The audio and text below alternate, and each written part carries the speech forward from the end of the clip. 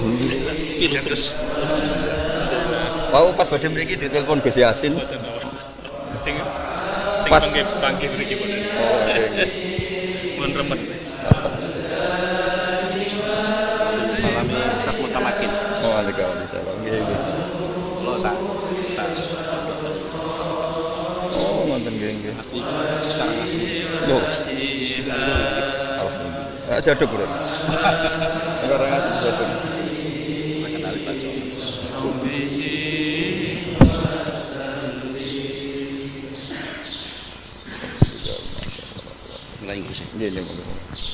Bismillahirrahmanirrahim. Assalamualaikum warahmatullahi wabarakatuh. Alhamdulillah wassalatu wassalamu ala Rasulillah wala haula wala quwata illa billah, amma ba'du. Yang saya muliakan Kiai Haji Bahauddin Nur Salim atau yang kita kenal dengan Gus Baha. Yang saya hormati Rektor Universitas Islam Malang Bapak Profesor Dr. Haji Maskuri MSI. Yang saya hormati pengurus yayasan yang dalam hal ini diwakili oleh Bapak Sekretaris Yayasan Universitas Islam Malang Bapak Haji Mustangin MBD, dan juga kepada para wakil rektor Universitas Islam Malang yang hadir pada hari ini, wakil rektor 1, wakil rektor 2, dan wakil rektor 3, dan seluruh pimpinan yang ada di Universitas Islam Malang, serta kepada seluruh pemirsa peserta pengajian pada pagi hari ini yang berbahagia. Alhamdulillah, atas perkenan Allah Subhanahu wa ta'ala kita semuanya bisa bermuajahah baik secara mubasyarah langsung ataupun secara online dalam rangka ngaji kebangsaan dengan tema sebagaimana yang sudah tertulis. Nanti pada pengajian atau ngaji bareng ini ada beberapa acara. Setelah nanti pembukaan, nanti akan dilanjutkan dengan sambutan sekilas ya oleh Bapak Rektor. Kemudian setelah itu langsung pengajian, entah berapa jam, Menit. tergantung Gus Baha. Kemudian di tengah pengajian apakah ada perlu tanya jawab juga tergantung Gus Baha. Enggak ada. Nah, Akan terserah. kalau semua nggak akan dados tidak harus, nggak boleh ngatur ulama. Ya, betul. Betul itu. Dosa itu. Dosa itu kalau kita ngatur kiai, ngatur ulama itu. Apalagi sekelasnya kita ini. Besar itu. Dosa. Ya. Baiklah, untuk mempersingkat waktu mari kita awali bersama-sama pembukaannya ini dengan membaca Ummul Quran. Mudah-mudahan apa yang akan kita lakukan ini diberikan manfaat dan barokah oleh Allah Subhanahu wa ta'ala. Dan nanti setelah Fatihah mohon juga membaca sholawat Nuril Anwar bersama-sama. Baru kemudian setelah itu pengajian Gus Baha begitu. Monggo ila hadratin Nabil Mustafa Muhammadin sallallahu alaihi wasallam wa ala alihi wa dzurriyyatihi wa azwajihi wa ali baitihi wa ila hadinihi wa ala kulliyatin sholihah. Al-Fatihah. Bismillahirrahmanirrahim. Alhamdulillahirabbil alamin arrahmanir rahim maliki yaumiddin. Iyyaka na'budu wa iyyaka nasta'in ihdinas siratal mustaqim siratal ladzina an'amta 'alaihim ghairil maghdubi 'alaihim. Allahumma sholli ala Muhammad. Allahumma sholli ala nuril anwar wasiril asrari wa tiryakil aghyar wa miftahi babil يسار سيدنا ومولانا محمد المختار وآله الأطهار وأصحابه الأخيار عدد نعم الله وإفضاله عدد نعم الله وإفضاله. Selanjutnya kami persilahkan kepada Bapak Rektor untuk menyampaikan sambutannya. Monggo. Assalamualaikum warahmatullahi wabarakatuh. Bismillah, alhamdulillah, wa syukrulillah, ala nikmatillah, wala hawla wala quwata illa billah. Allahumma sholli wa sallim ala sayyidina Muhammad wa ala alihi wa ashabi ajmain, amma ba'du. Sahibal fadilah al-mukarram Kiai Haji Ahmad Ba'udin atau Gus Baha, kita doakan mudah-mudahan beliau selalu diberikan kesehatan oleh Allah, berikan kekuatan oleh Allah untuk membimbing umat.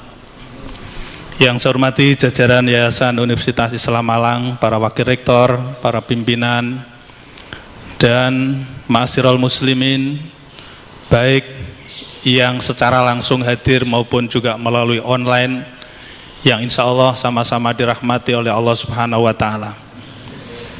Syukur alhamdulillah pada kesempatan hari ini kita bersama dapat ngaji bareng, ngaji tentang kebangsaan ke Gus Baha, karena beliau ini adalah di samping pengasuh pondok pesantren Tahfidzul Quran juga Rois Suriah, pengurus besar Nahdlatul Ulama. Maka dari itu tidak salah kalau Universitas Islam Malang di samping mengaji, di samping silaturahmi juga mengaji kepada guru kita, pada kiai kita, dan insya Allah sanatnya pas. Sanatnya insya Allah pas dan mutasil, kira-kira begitu. Jadi kalau Unisma ngaji ke Rois Suriah, pengurus besar Nahdlatul Ulama, ini sanatnya tepat. Jadi maka dari itu sudah lama kita ingin ngaji kepada beliau, dan alhamdulillah baru saat ini Allah memberikan kesempatan pada kita semuanya, dan mudah-mudahan kita mendapatkan manfaat dan berkah dari pengajian ini. Ma'asyiral muslimin rahimakumullah, Universitas Islam Malang dengan para santrinya pula atau para mahasiswanya pula juga sering nyantri Gus Baha ke pondok-pondok pesantren, termasuk kalau ada kunjungan-kunjungan, katakanlah ziarah ke wali atau juga mungkin pengabdian pada masyarakat, salah satu yang dituju adalah pondok pesantren, sekaligus ngaji di situ. Bukan semata-mata kita menghadirkan kiai, tetapi juga kita mendatangi kiai. Tapi suatu saat juga kita undang Gus Baha untuk datang ke Universitas Islam Malang.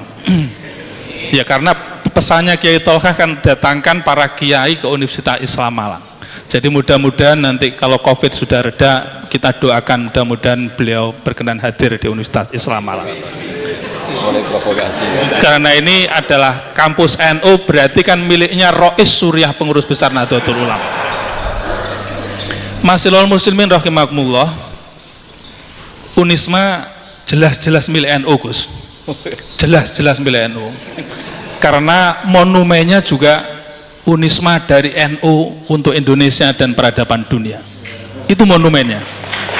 Jadi maka dari itu kalau ingkang didhawuhaken kalian Hadratus Syekh Hasyim Asy'ari, sapa wonge sing ngurip-nguripi NU termasuk Unisma, insya Allah uripe akan berkah. Nah, itu. Ini termasuk salah satunya melalui pondok pesantren ini adalah nguripi NU. Tapi insya Allah nanti akan lebih lagi ketika Gus Ba saged rawuh wonten Unisma. Itu lebih urip malih, lebih urip malih. Keranten apa? Muslimat, fatayat, pengurus NU ketika mendapatkan edaran meme ini, Pak Rektor, apakah datang ke Unisma Gus Ba? Mboten niki wonten sarang mriko. Kapan rawuh mriki kula badhe rawuh? Sampai saking Jombang nggih telepon kula, saking Blitar telepon kula, sedanten telepon kula badhe rawuh wonten Unisma. Dan niki keranten sampun ditenggo kali jamaah nek mboten mriko kan mboten sekeco ngoten. Ma'asyiral muslimin rahimakumullah. Unisma Gus Ba itu salah satunya adalah melaksanakan trilogi. Triloginya itu adalah damai. Jadi ada jujur, kemudian ikhlas dan rukun, damai. Dan karena Unisma ini didirikan oleh para kiai yang membawa misi Islam rahmatan lil alamin, wa ma arsalnaka illa rahmatan lil alamin. Islam adalah damai. Islam adalah bahkan di dalam Asmaul Husna salah satunya adalah Assalam. Jadi maha damai, yang maha damai. Dan sekaligus juga junjungan kita Nabi besar Muhammad Rasulullah SAW juga menebarkan kedamaian. Spirit Universitas Islam Malang di dalam berbagai kajian-kajiannya adalah spirit kedamaian itu. Pertanian juga membawa spirit perdamaian, peternakan membawa spirit perdamaian, hukum membawa spirit perdamaian, kedokteran membawa spirit kedamaian, dan berbagai macam program studi adalah membawa spirit kedamaian dan kedamaian itu. Insya Allah sejuk kalau sudah masuk di Universitas Islam Malang, dan nanti akan dirasakan oleh Gus Ba ketika nanti pandemi Covid masuk di Unisma, insya Allah akan lebih sejuk lagi. Itu. Ya, terus terang, karena orang nomor 1 di Indonesia sudah masuk ke Unisma itu kemudian merasakan Unisma adalah mengibarkan dan mengembangkan Islam wasatiyah, dan ini adalah warisan para ulama, ini adalah warisan para kiai, dan ini adalah warisan para pendiri Indonesia, dan itu harus dijunjung tinggi di Universitas Islam Malang. Maka kita akan mendengarkan dari pengajian yang nanti akan disampaikan oleh Gus Ba, dan ini semua Gus, ini adalah pimpinan-pimpinan di lingkungan Unisma. Saya bawa semua ke sini. Jadi mulai dari wakil rektor, pengurus yayasan, sekretaris pengurus yayasan Pak Dr. Mustangin, dan pengurus yayasan banyak sekali. Kemudian wakil rektor, para dekan, ketua lembaga, bahkan alumni kalau nggak kami stop pada mau datang ke sini semuanya. Kami stop karena pandemi ini apapun kita harus melakukan physical distancing. Oleh karenanya selaku pimpinan Universitas Islam Malang menyampaikan banyak terima kasih atas kesediaan beliau untuk bisa menerima kita bersama, dan sekaligus juga mudah-mudahan nanti bisa nyambangi sekali lagi di kampus Universitas Islam Malang. Wal afu minkum wallahul muwaffiq ila aqwamit. Wassalamualaikum warahmatullahi wabarakatuh. Waalaikumsalam warahmatullahi wabarakatuh. Bapak Ibu yang saya hormati,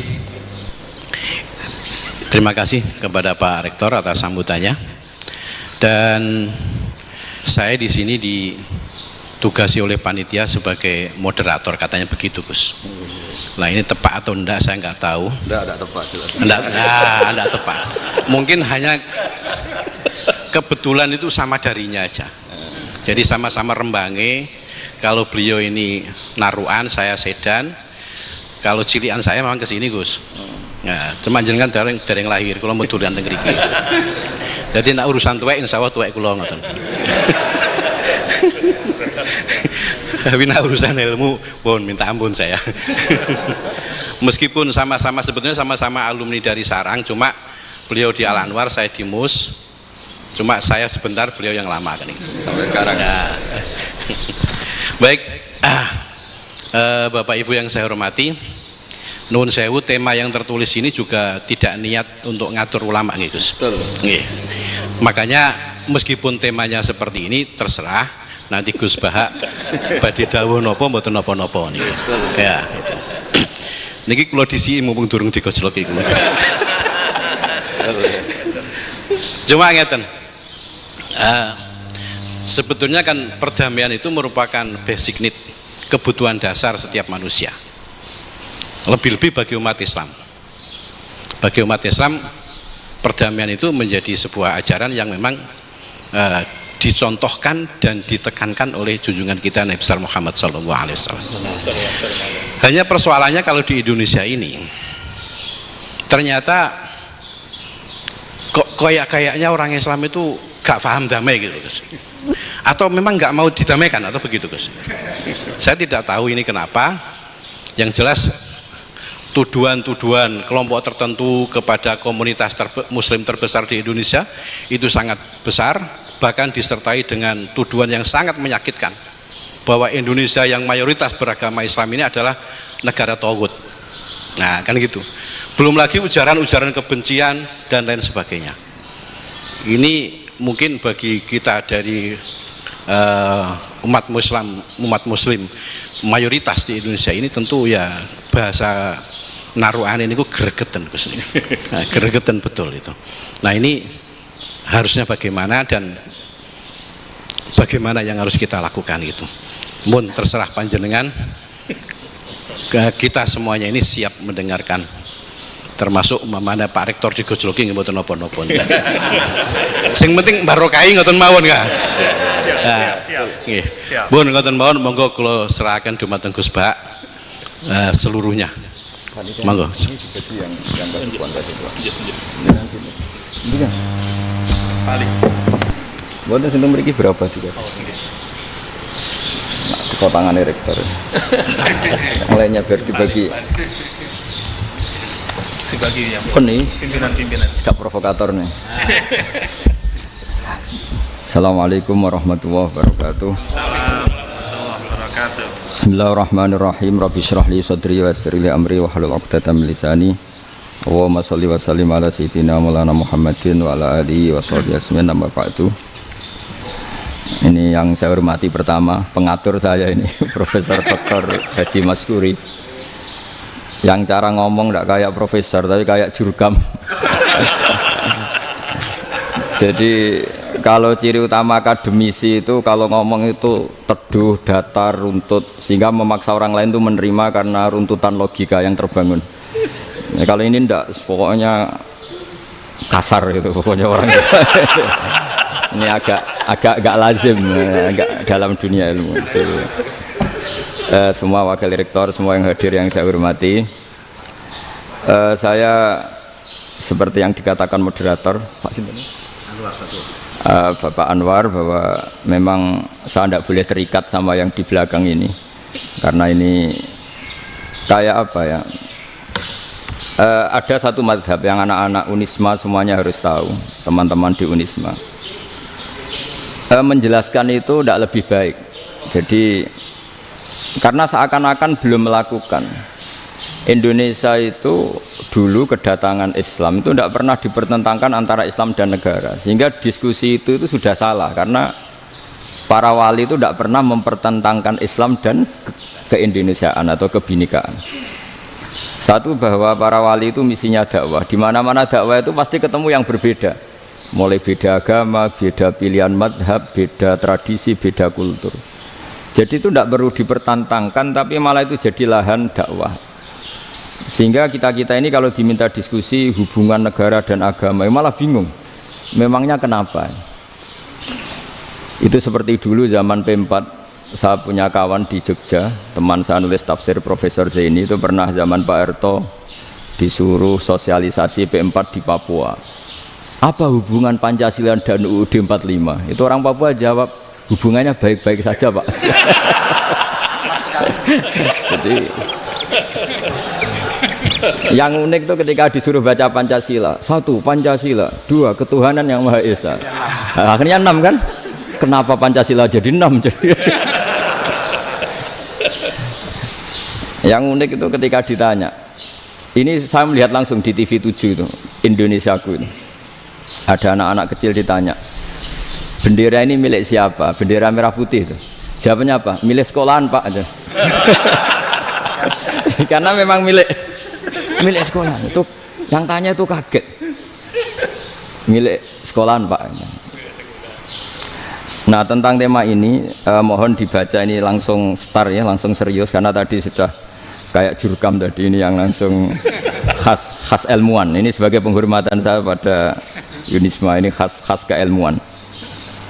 Imam Zuhri adalah gurunya Imam Malik. Ya saya ulang lagi ya, Imam Zuhri adalah gurunya Imam Malik. Halaman 29. Ini langsung start saya baca halaman 29. Dan ini terutama yang para punggawa-punggawa ini. Saya baca ya. Ini teks tidak ada yang saya rubah, memang persis seperti ini. Bismillahirrahmanirrahim. Yaqulu Zuhri, ini gurunya Imam Malik. Fama futiha fil islami fathun qablahu kana a'zama minhu. Innama kanal qitalu haitsul taqon nasu. Falam makanatil hudnatu wa wadu'atil harbu wa amanan nasu ba'duhum ba'du wal taqaw fatafawadu fil hadits wal munaza'ah. Falam yaklim ahadun bil islami yaqilu syai'an illa dakhula fihi. Walaqad dakhalataini kasanaten mislu man kana fil islam qabla dzalika au aktsar. Terus ini ngomongnya harus santai, nggak boleh provokatif. Begini, kita tahu dalam perdamaian Hudaybiyah itu poin-poinnya itu semuanya merugikan Islam. Di antaranya adalah jika yang Islam masuk kafir harus dibiarkan, karena berarti masuk ke habitat asli. Karena Nabi sebelum jadi Nabi, komunitas pokok itu kafir, sehingga kalau Islam masuk kafir kembali ke habitat. Tapi kalau Islam masuk kafir, kafir masuk Islam itu harus dikembalikan karena dianggap bid'ah. Maka kalau kamu dituduh bid'ah itu tenang saja dulu. Nabi itu ya dituduh ji'ta bidinin muhdas, kamu datang dengan agama yang baru. Cuma agak diteruskan wa kullu muhdasatin bid'ah wa kullu bid'atin dalalah. Jadi orang-orang kafir dulu kalau ngomentari Nabi ya ji'ta bidinin muhdas, kamu datang dengan agama yang apa? Baru. Nabi nurut. Semua perjanjian yang merugikan Islam itu Nabi nurut. Tapi Nabi hanya minta satu hal, jangan ada perang 10 tahun. Dan orang boleh seminar, boleh diskusi tentang Islam. Ya ini dengerin betul ini. Jadi saya tidak akan provokatif, ini pakai logika. Nanti bisa dipakai disertasi doktor. Tapi saya minta orang boleh diskusi, boleh seminar tentang Islam. Akhirnya saat itu juga ada orang yang masuk Islam. Di depan tulisan itu belum kering istilahnya. Datang ke situ, namanya Abu Jandal bin Suhail bin Amr. Itu datang ke Nabi, ya Rasulullah saya ini mau masuk Islam. Kata orang-orang kafir, ini pertama Muhammad, kamu komitmen enggak sama perjanjian? Kalau kamu komitmen harus kamu kembalikan. Nabi bilang, ya Abu Jandal kamu kembali ke mereka, ke habitat mereka, yaitu menjadi kafir, di komunitas kafir maksudnya. Akhirnya nangis. Umar, Sayyidina Umar itu mendekati Abu Jandal, kemudian memberi isyarat supaya ngambil pedangnya. Jadi isyaratnya wong ini baca ora wis. Maksudnya orang-orang kafir. Tapi Abu Jandal nggak mau. Singkat cerita akhirnya kembali ke komunitas kafir. Tapi yang dikatakan Imam Zuhri cara analisis ini nggak bisa pakai provokatif, harus pakai analisis. Innama kanal qitalu haitsul taqon nasu. Yang namanya perang itu menjadikan orang tidak berpikir jernih. Ini poin yang diambil oleh Rasulullah. Kalau dibahasakan Nabi curi kesempatan, maksud Nabi dikatakan mencuri, meskipun itu hanya bahasa ya. Nggak mungkin lah kita bahasakan seperti itu. Saya ulang lagi ya. Kenapa ada perang berkesinambungan sampai tahun ke-8 Hijriah? Mulai tahun kedua ada perang Badar sampai tahun 8 Hijriah itu perang terus. Nabi sama orang kafir perang terus. Akibatnya apa Pak Profesor? Namanya perang itu ya nggak kau bermikir. Pokoknya agar ketemu Islam perang, Islam ketemu kafir perang nggak kau bermikir. Padahal Islam itu bisa diterima oleh akal sehat, harus lewat diskusi, lewat pengamatan, lewat pemikiran, lewat pengendapan berpikir. Makanya Nabi tahu ini masalah besar. Kalau orang perang terus, itu gak kober mikir Islam, gak sempat diskusi tentang Islam. Makanya Nabi hanya minta satu poin. Oke, perjanjian ini saya turutin semua, tapi saya minta orang kafir semuanya boleh mendiskusikan Islam, boleh seminar tentang Islam. Mereka bilang iya, pada pikiran mereka kan diskusi paling piye. Ternyata betul, ada diskusi. Terus temanya gini, kira-kira bener di Muhammad Abi Abu Jahal. Terus Tuhan Muhammad sama Tuhan Abu Jahal itu keren mana? Diskusi. Tuhan Muhammad itu khaliqus samawati wal ardi, yang menciptakan langit bumi. Sebagaimana kampanyenya Muhammad. Ya mereka masih jangkar bilang Muhammad. Kalau Tuhan kita, ya berhala itu yang kita bikin, yang kadang rusak, yang kadang kudanan, terus lemutan, pokoknya terus diskusi. Kita kok bener pengirannya Muhammad. Terus Muhammad Abu Jahal, mulai dhisik Muhammad itu ratau bodoh nih. Mulai dulu Muhammad tuh gak pernah bohong. Abu Jahal, waduh, wis bodoh nih ngongkonan. Wis ribet kan? Dan semua diskusi itu mengarah ke kebenaran Islam. Akhirnya wong kafir sing tokoh-tokoh yo cara Jawa yo, wah semane jebule masalah ini kan. Artinya gini, kalau kita ingin Indonesia damai, sebenarnya yang untung itu Islam.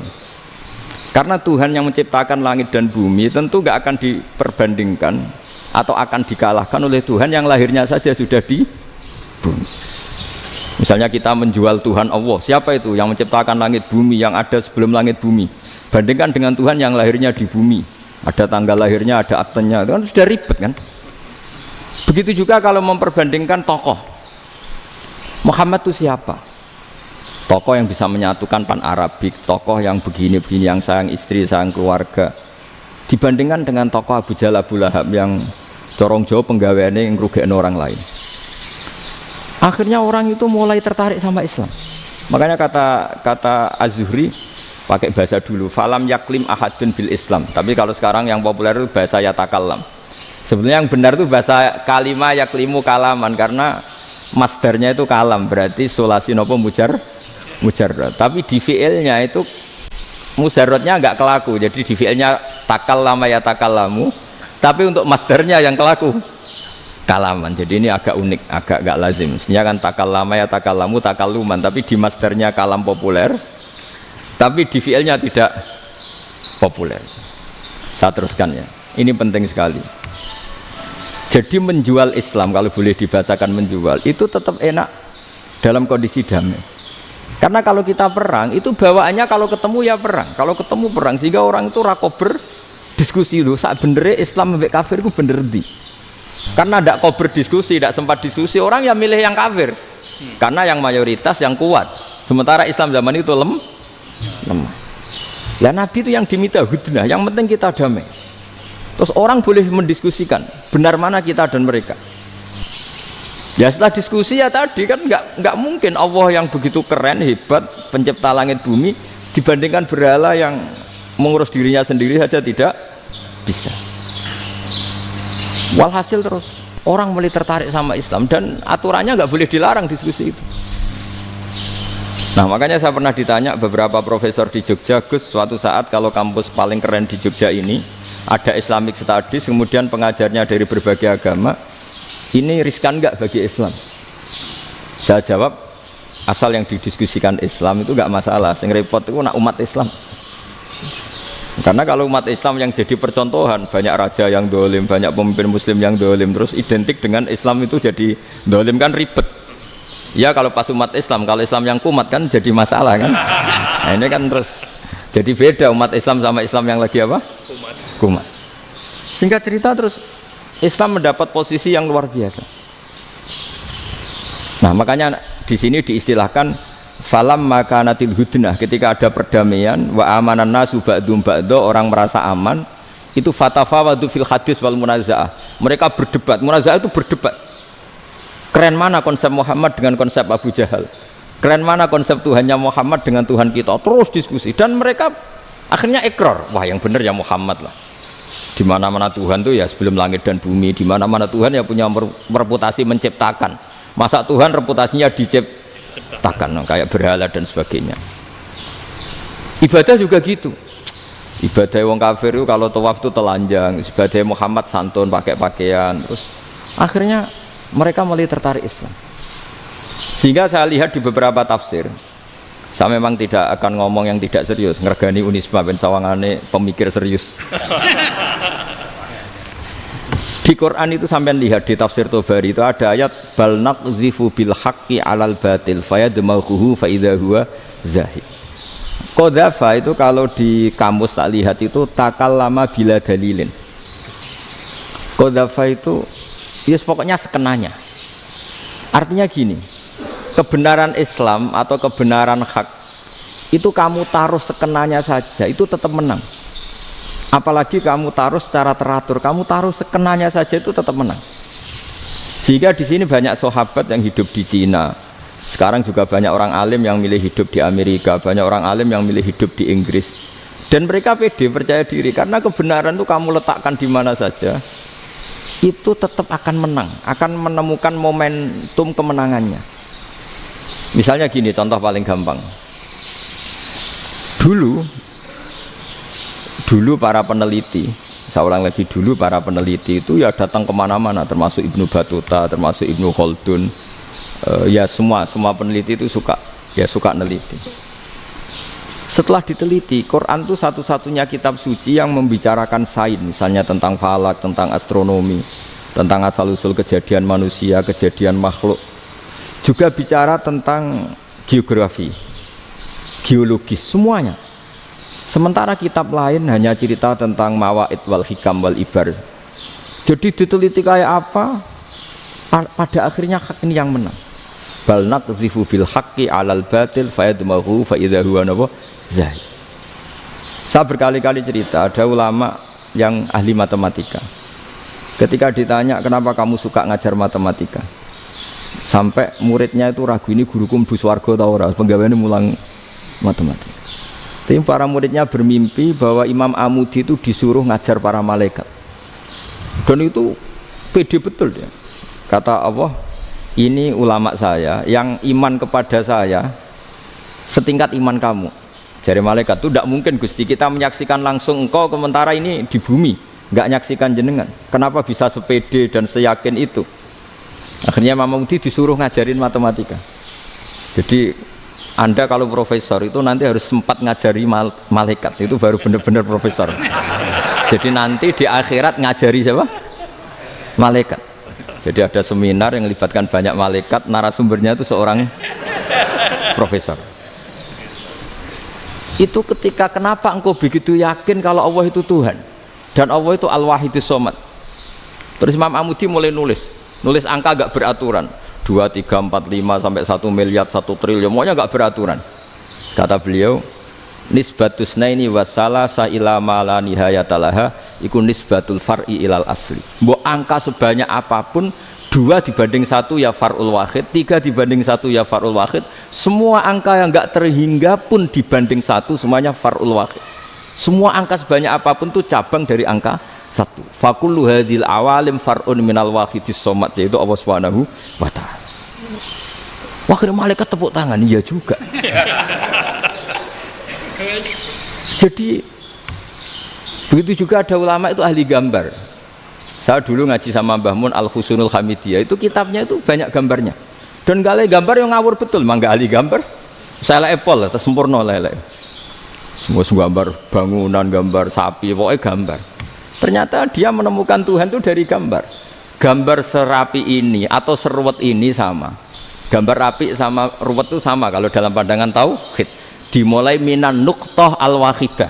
Kowe cek gambar sing rapi sing indah, cek gambarmu elek, dimulai dari 1 titik. Dan titik ini nuqtatil wujud, yaitu Allah Subhanahu wa ta'ala.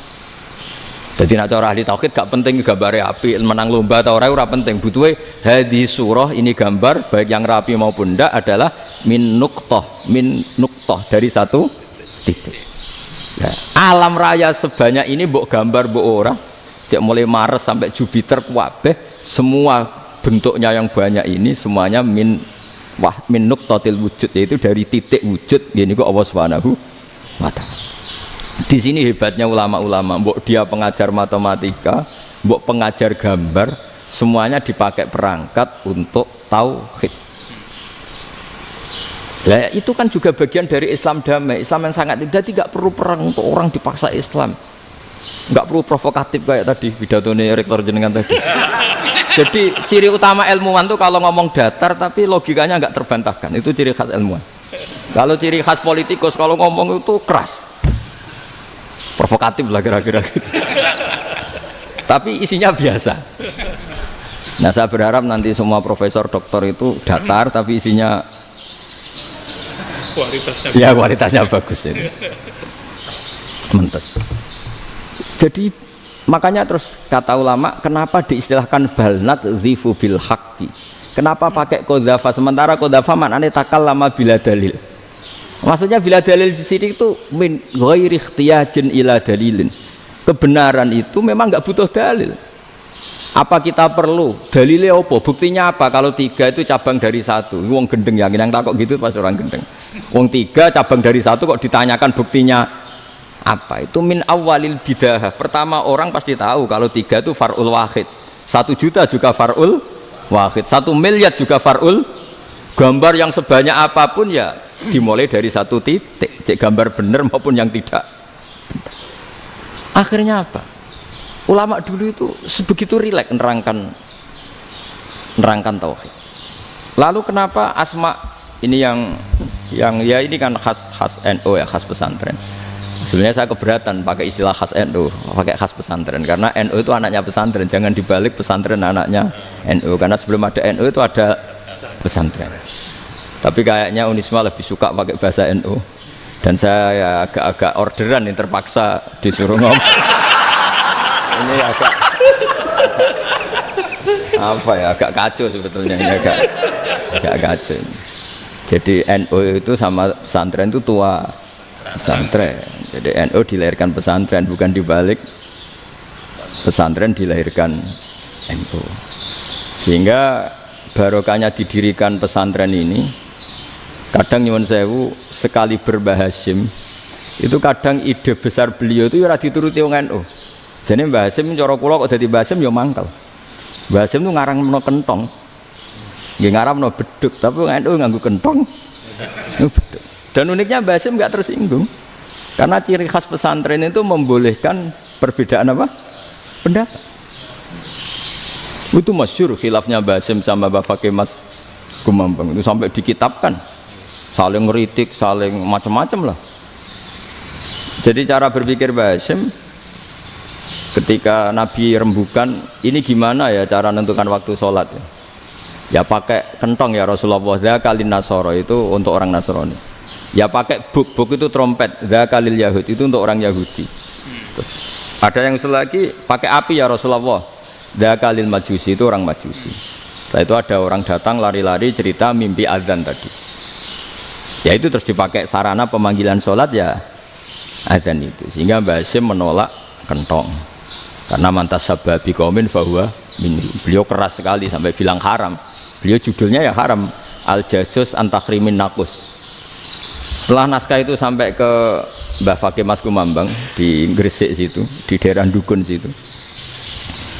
Dulu nggak ada WA ya, jadi sampainya ya lama. Makanya saya sampai sekarang nggak punya WA karena ya saya ulama kan, kalau WA-an terus ya jadi ulama. Nggak jadi ulama main WA-an terus itu. Lah itu termasuk rektor gak kau bermikir itu mesti kebanyakan WA. Karena kan otaknya didikte oleh sesuatu yang masuk. Sesuatu yang dilihat itu kan pasti mendikte kita. Beda kalau yang enggak WA-an kan mikir apa kita yang menentukan. Kalau WA-an kan kita ditentukan. Mau mikir anaknya butuh apa gara-gara WA informasi Jakarta mikir Jakarta. Padahal secara kewajiban ngapain kamu orang Malang mikir Jakarta? Gara-gara WA, mikir Jakarta belum selesai ada berita di Sulawesi, mikir Sulawesi, habis itu mikir NTT. Makanya semua orang sekarang merasa tokoh nasional gara-gara informasi yang masuk itu nasional. Jadi masih RT yang mikir gimana Gus Indonesia, padahal RT sampai lupa kalau dia itu RT. Jadi semua orang sekarang merasa tokoh nasional. Dan itu gara-gara apa coba? Akhirnya semua orang juga punya ide tentang nasional. Harusnya negara itu gini-gini. Jebule wonge sing duwe ikon itu sapa? RT. Ribet kan? Saya teruskan, setelah naskah itu sampai ke Kiai Fakih Mas Kumambang, beliau itu marah besar. Ini harus dilawan, dan saya bukan karena benci Mbah Hasyim. Beliau teman saya ketika ngaji Kiai Mahfud di Mekah. Jadi Mbah Fakih dan Kiai Hasyim itu teman ketika ngaji di Mekah. Terus cara ngelawan tuh lucu, gak ilmiah, tapi gak ilmiah wong alim tetap ilmiah. Di mana-mana serupa itu tidak sama. Ya kalau mungkin zaman Nabi di Madinah itu, zaman itu kentong itu identik dengan milik Nasrani. Di Indonesia beda. Pos kampling ya kentong, kebakaran ya kentong, wae sarapan orang di LP ya pakai kentong.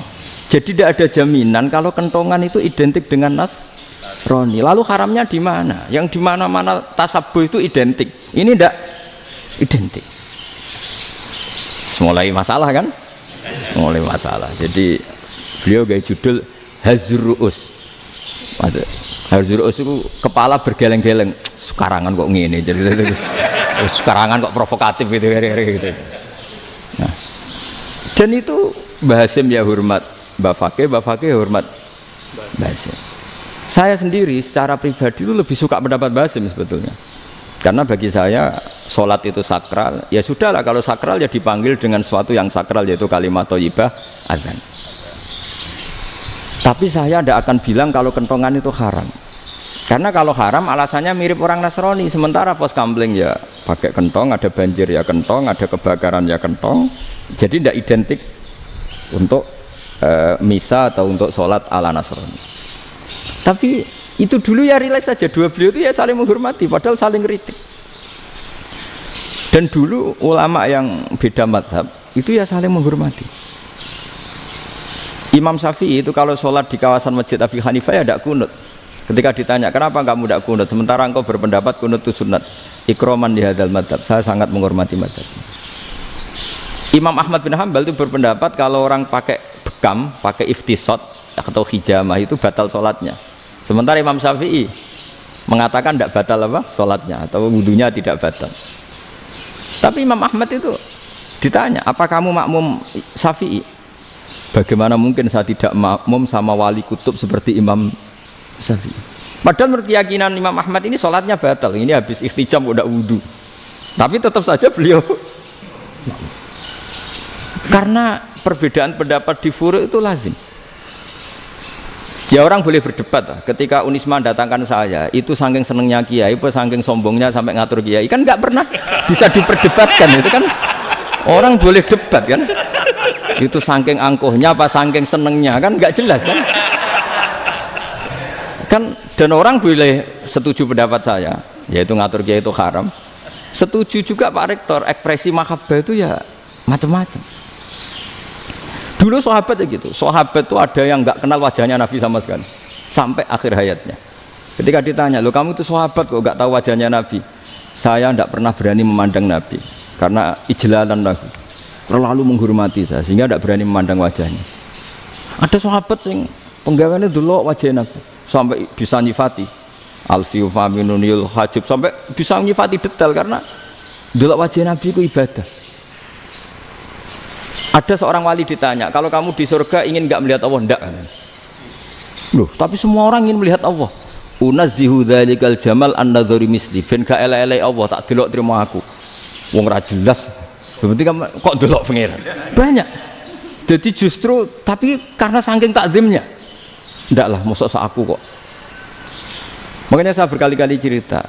Menurut kesepakatan ulama, soft awal itu paling baik. Tapi banyak juga wali yang kalau sholat itu di belakang. Koyok paling bener yang kok ngarep gitu. Lu bayangkan misalnya kamu semangat di soft awal nih Masjid Haram, jebule sholatnya salah. Itu dari malaikat gayane kok ngarep, jebule ra roh. Itu kan di sini-sini wong. Jebule bodoh gitu. Gayane kok ngarep jebule. Coba orang kalau sowan Mbah Mun yang berani di depan itu kan ya ketuanya atau jubirnya kan. Yang merasa ndak pati pinter-pinter kan mesti di pojokan. Artinya sudut pandang seperti itu ya sah saja, apa? Sah saja. Makanya banyak sahabat yang jarang sowan Nabi, alasannya takut ganggu Nabi. Banyak yang sering sowan Nabi, alasannya seneng Nabi. Yang sowan ya seneng Nabi, yang enggak sowan alasannya seneng. Loh Nabi itu tokoh, punya keluarga, punya anak. Kalau saya sering sowan berarti sering ganggu. Yang sering sowan dia alasan ini khazanah kita harus istifadah. Jadi zaman dulu dia biasa, dua sahabat, yang satu milih mahabbah itu milih sering sowan, yang satu juga mahabbah milih tidak sering. Karena pertanyaannya bisa dibalik kan, sering sowan apa sering ganggu coba. Nabi Abedar, assalamualaikum. Nabi nimang cucunya, assalamualaikum. Ayo bener yang sowan apa bener yang enggak kalau seperti itu. Akhirnya terus diatur sedemikian rupa oleh Quran. Walau annahum sabaru hatta takhruja ilaihim lakana khairal lahum. Jadi sahabat kalau mau sowan Nabi ya nunggu di Sufah. Kalau Nabi keluar berarti milik publik. Sekali masuk ke dalam tidak ada sahabat yang berani sowan. La tadkhulu buyutan nabi illa ayyudzana lakum. Kalau soal sampai masuk dalam harus nunggu dipanggil. Karena sekali Nabi masuk dalam itu milik privat keluarga, milik istrinya, milik cucunya, milik keluarganya. Jadi Nabi sekali keluar ke ruang itu berarti milik publik.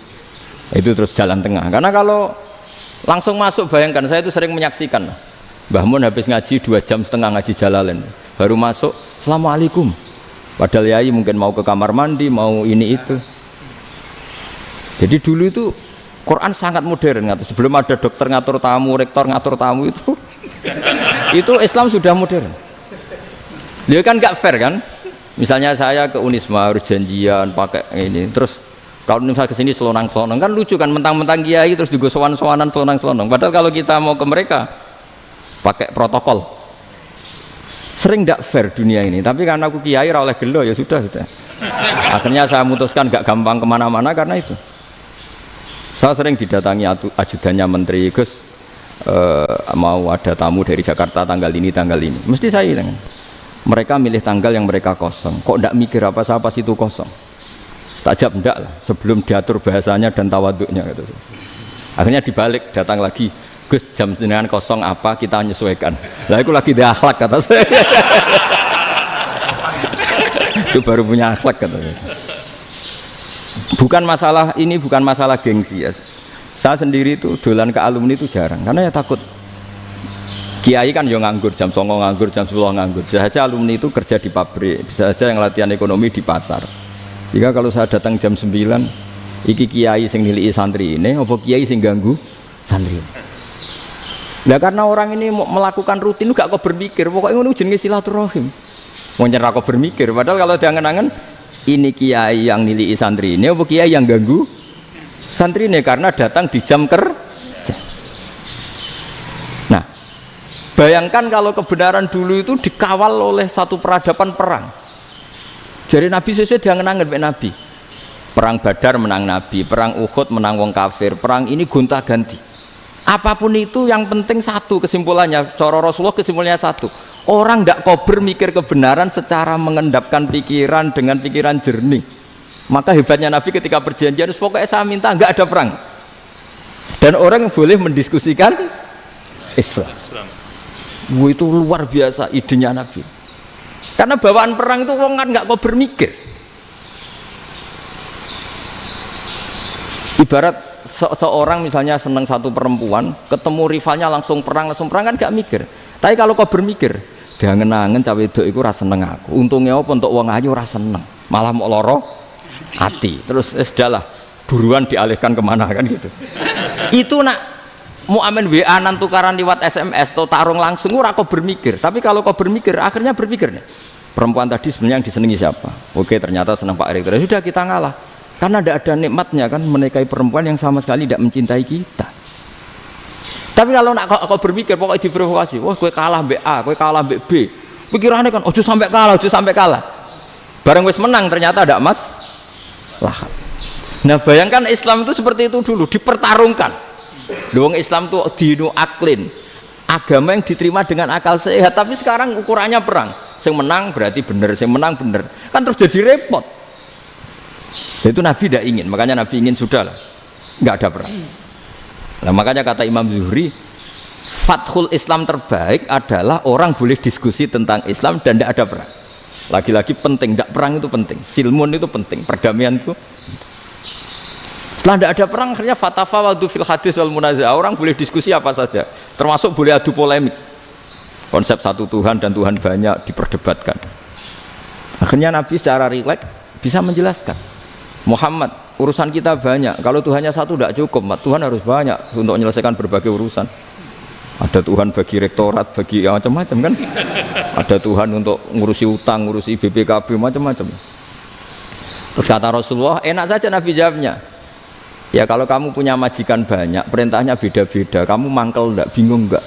Ya susah mat, kalau majikannya banyak, perintahnya beda-beda, kita jadi repot. Senang mana? Senang majikan satu. Ya sudah, Tuhanmu itu majikan kamu. Kalau Tuhannya banyak, perintahnya macam-macam, kamu yang repot. Akhirnya sudah mat, Tuhannya satu aja. Nah, itu ya barokahnya diskusi tadi, barokahnya enggak perang.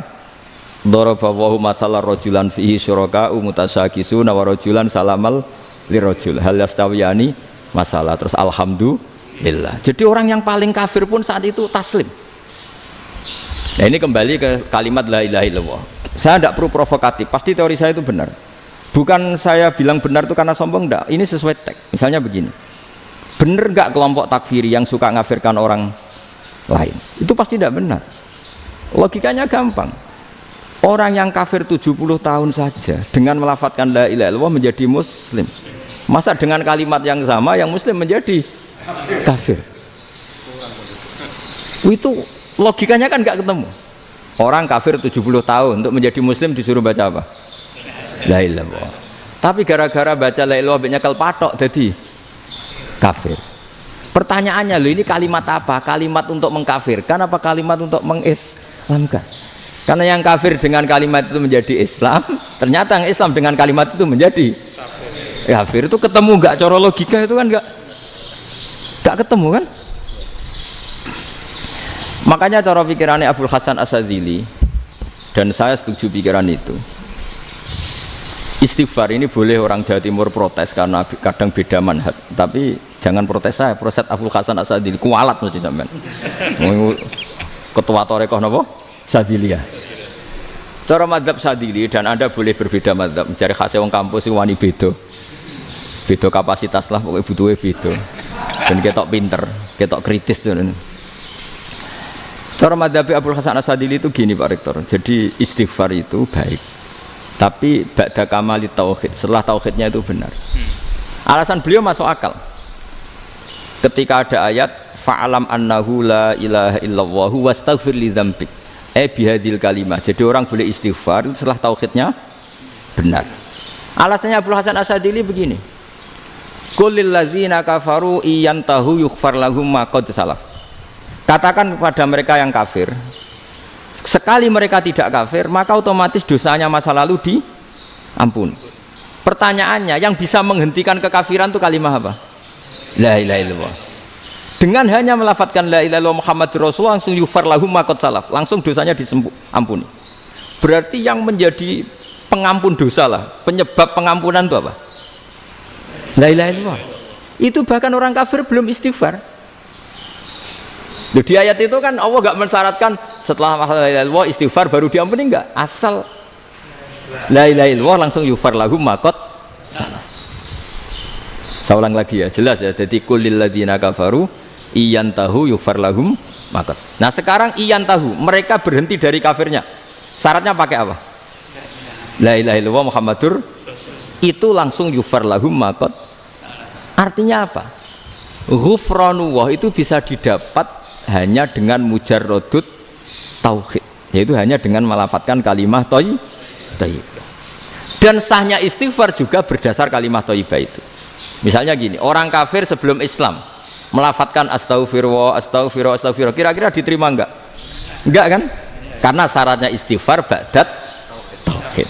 Nah, makanya dalam madzhab Sadili istighfar itu setelah la ilaha illallah.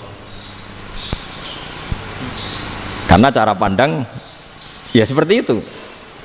Jadi fa'alam annahu la ilaha illallah wastaghfir li dzambi. Jadi dengan kebenaran tauhid saja ini sudah cukup, kita insya Allah layak diampuni. Karena innallaha la yaghfiru ayyushraka bihi wa yaghfiru ma duna dzalika liman yasha. Jadi orang yang tauhidnya benar itu bisa diampuni Allah asal tauhidnya benar. Itu Allah ngendikan liman yasha wa yaghfiru ma duna dzalika liman yasha. Dawe Imam Suyuti walam yakun liman yastaghfir. Jadi orang yang bertauhid secara benar meskipun gak sempat istighfar itu tetap potensi diampuni. Karena bawaan tauhid itu sudah menjadi layak ampuni. Kayak orang kafir sekali ngelafatkan kalimat tauhid mbok gak istighfar langsung diampuni. Nah, karena melihat seperti itu terus orang berlomba-lomba memperbanyak jumlah ngelafatkan la ilaha illallah. Jadi kita yang alim, kita semua, saya tidak bilang saya, kita termasuk yang di pinggir-pinggir saya ngaku alim ora masalah lah soalnya. Kita semua yang alim-alim itu tahu bahwa la ilaha illallah itu super. Sudah bawaannya tauhid, juga punya kelayakan Nah, kemudian nasib kita agak sial. Malah kalimah ini dituduh bid'ah, dituduh khurafat. Mergo Nabi enggak pernah tahlilan, Nabi enggak pernah. Nabi enggak pernah tahlilan, kalau diartikan Nabi ora tau maca la ilaha illallah, aneh gak kalimah itu. Nah, ini provokatif ini. Jadi ini sudahlah keanehan-keanehan ini kita terima, karena ciri utama wali, ciri utama ulama itu wa'udhu fisabili, harus pernah disakiti. Jadi kalau Unisma sakit kalau dituduh apa? Dituduh bid'ah itu berarti belum calon ulama. Calon ulama itu wa'udhu fisabili, harus disakiti. Jadi kalau kamu disalahpahami itu ya harus santai. Provokatif tadi. Iya, termasuk provokatif tadi. Termasuk diatur tadi. Jadi kalau cara berpikir kan, karena mereka itu memang kalau kita turutin itu memenya itu terlalu, kadang menghujat kita itu enak ya jadi GNU, ada orang mati datang, kiainya dapat makan, dapat rokok, terus pulang. Jadi apa? Terus kita kayak tersangka terus. Kita kan kayak tersangka terus, tertuduh terus itu. Terus yang orang NU ya memenya juga nggak kalah ekstrimnya. Boleh ya ajaran orang nggak boleh ngasih kiai gitu. Berarti boleh dong ajaran kikir. Jadi memang kadang apa ya, cangkem elek lah bahasa kasarnya itu. Itu memang kadang lebih mengenakan.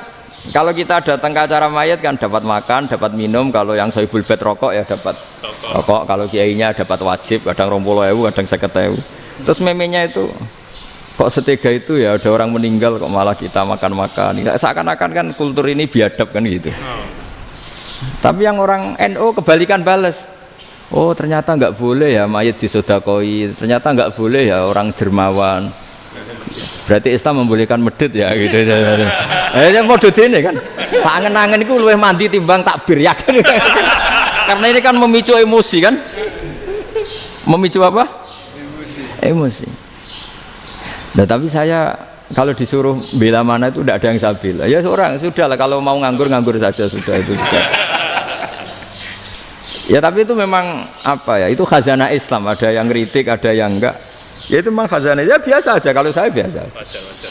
Karena dulu ulama itu sudut pandangnya itu ya seperti itu. Ada yang ulama suka ibadah itu sholat, ada yang milih apa tidur.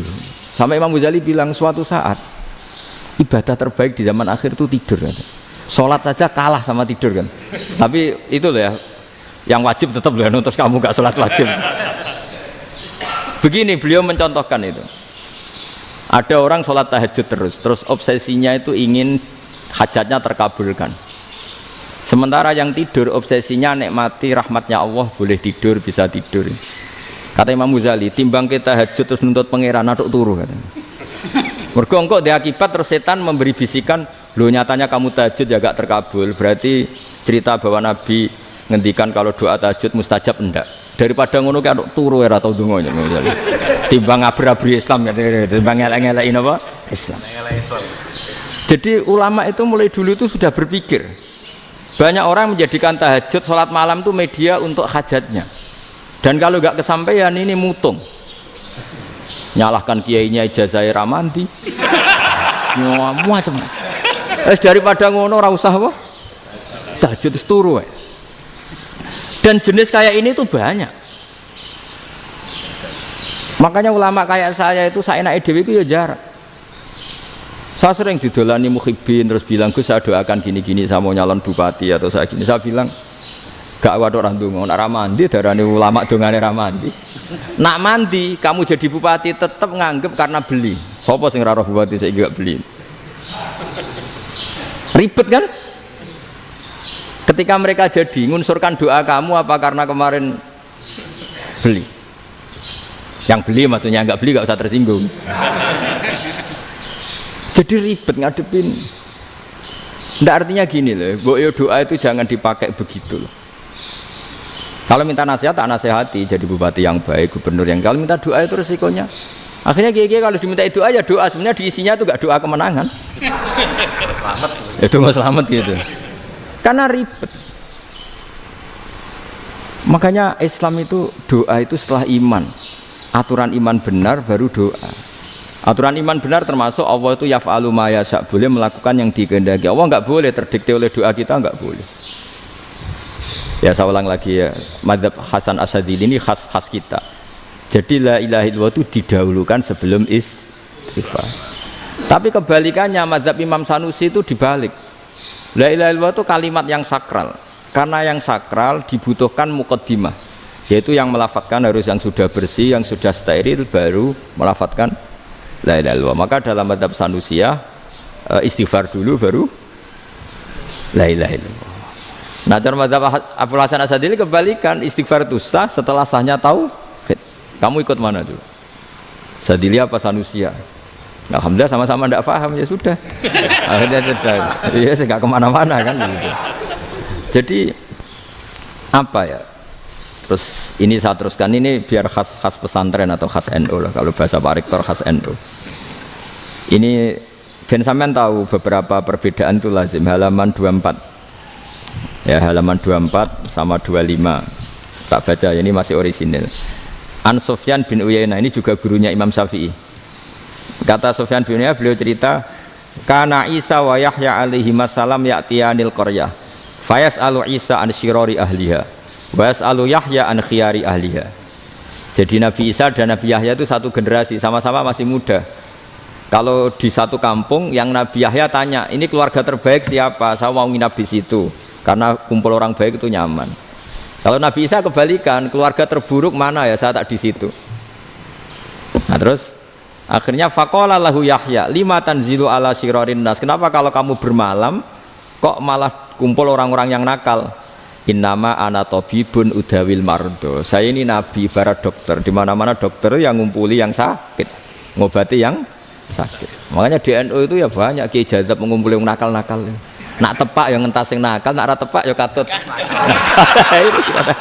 Ini adu nyali lah sudah gitu. Tapi itu ada ilmunya, yaitu niru Nabi siapa? Isa. Kalau kamu dokter penelitian tuh cari daerah yang banyak pandemi apa yang bersih? Yang banyak pandemi, karena yang namanya penelitian ya di situ kan. Kalau kamu dakwah ngentas kemiskinan, ke daerah miskin apa daerah kaya? Nah sama, kalau ngentas kefasikan ke daerah fasik apa daerah orang soleh? Fasik. Ya, tapi itu Nabi Isa. Nah kalau kamu tidak Nabi kan potensinya kan ngantut itu. Tapi setidaknya bahwa kita sering disalahkan karena punya beberapa tokoh yang ngancani fasik-fasik, itu sebenarnya ada dalilnya, yaitu Nabi siapa? Isa. Nah terus masalah tegas dan lunak. Ketika ada mahasiswa misalnya pacaran, boncengan lanang dan perempuan, itu pilihan kita apa? Kalau tegas, terus gak mau mendengar kita. Misalnya gini, contoh gampang, tak beri contoh Pak D, jangan orang tua, nanti secara fikih itu beda. Nah ini kan kita orang pesantren, nah, biasa ngaji fikih detail. Kamu Pak D seorang perempuan, mahasiswi misalnya, sering pacaran.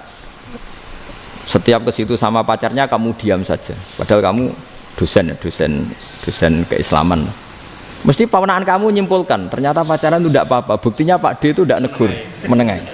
Ini berarti as-sukut alal mungkar. Tapi kebalikannya, Pak D ini terkenal keras. Nak rono mesti radiaku ponaan. Akhirnya yura rono. Mesti ngerti nak mesti diamuk. Nah, dua orang ini sama-sama gagal kan? Yang lunak menjadikan ponaannya pacaran terus karena enggak negur sehingga dikira membolehkan. Sing keras juga gak sempat bina wong rono era wani. Akhirnya dua orang ini sama-sama enggak ketemu, sama-sama enggak berkesempatan membina kan? Gagal membina kan? Karena yang keras ponaannya enggak pernah situ, berarti enggak bisa bina kan? Yang lunak membiarkan berarti juga ada bina. Nah, Islam itu antara dua itu. Ya agak terlalu lunak, enggak terlalu keras. Karena kalau terlalu keras, misalnya ada kiai terlalu keras, lu masyarakat mau tanya itu gimana? Lari kan? Loh, saya ini punya pengalaman pribadi. Saya ini kan kecelok orang alim. Itu kalau pernah ya saya itu berusaha ya pokoknya ya umumnya orang alim lah. Tenang, terus anteng, enggak gejlok-gejlokan. Itu enggak ada yang tanya. Saya mimpi ketemu beberapa ulama itu disalahkan. Terus umat saya kalau mau tanya itu ke siapa? Wong alim wis wibawa, meneng tambah banget wibawane.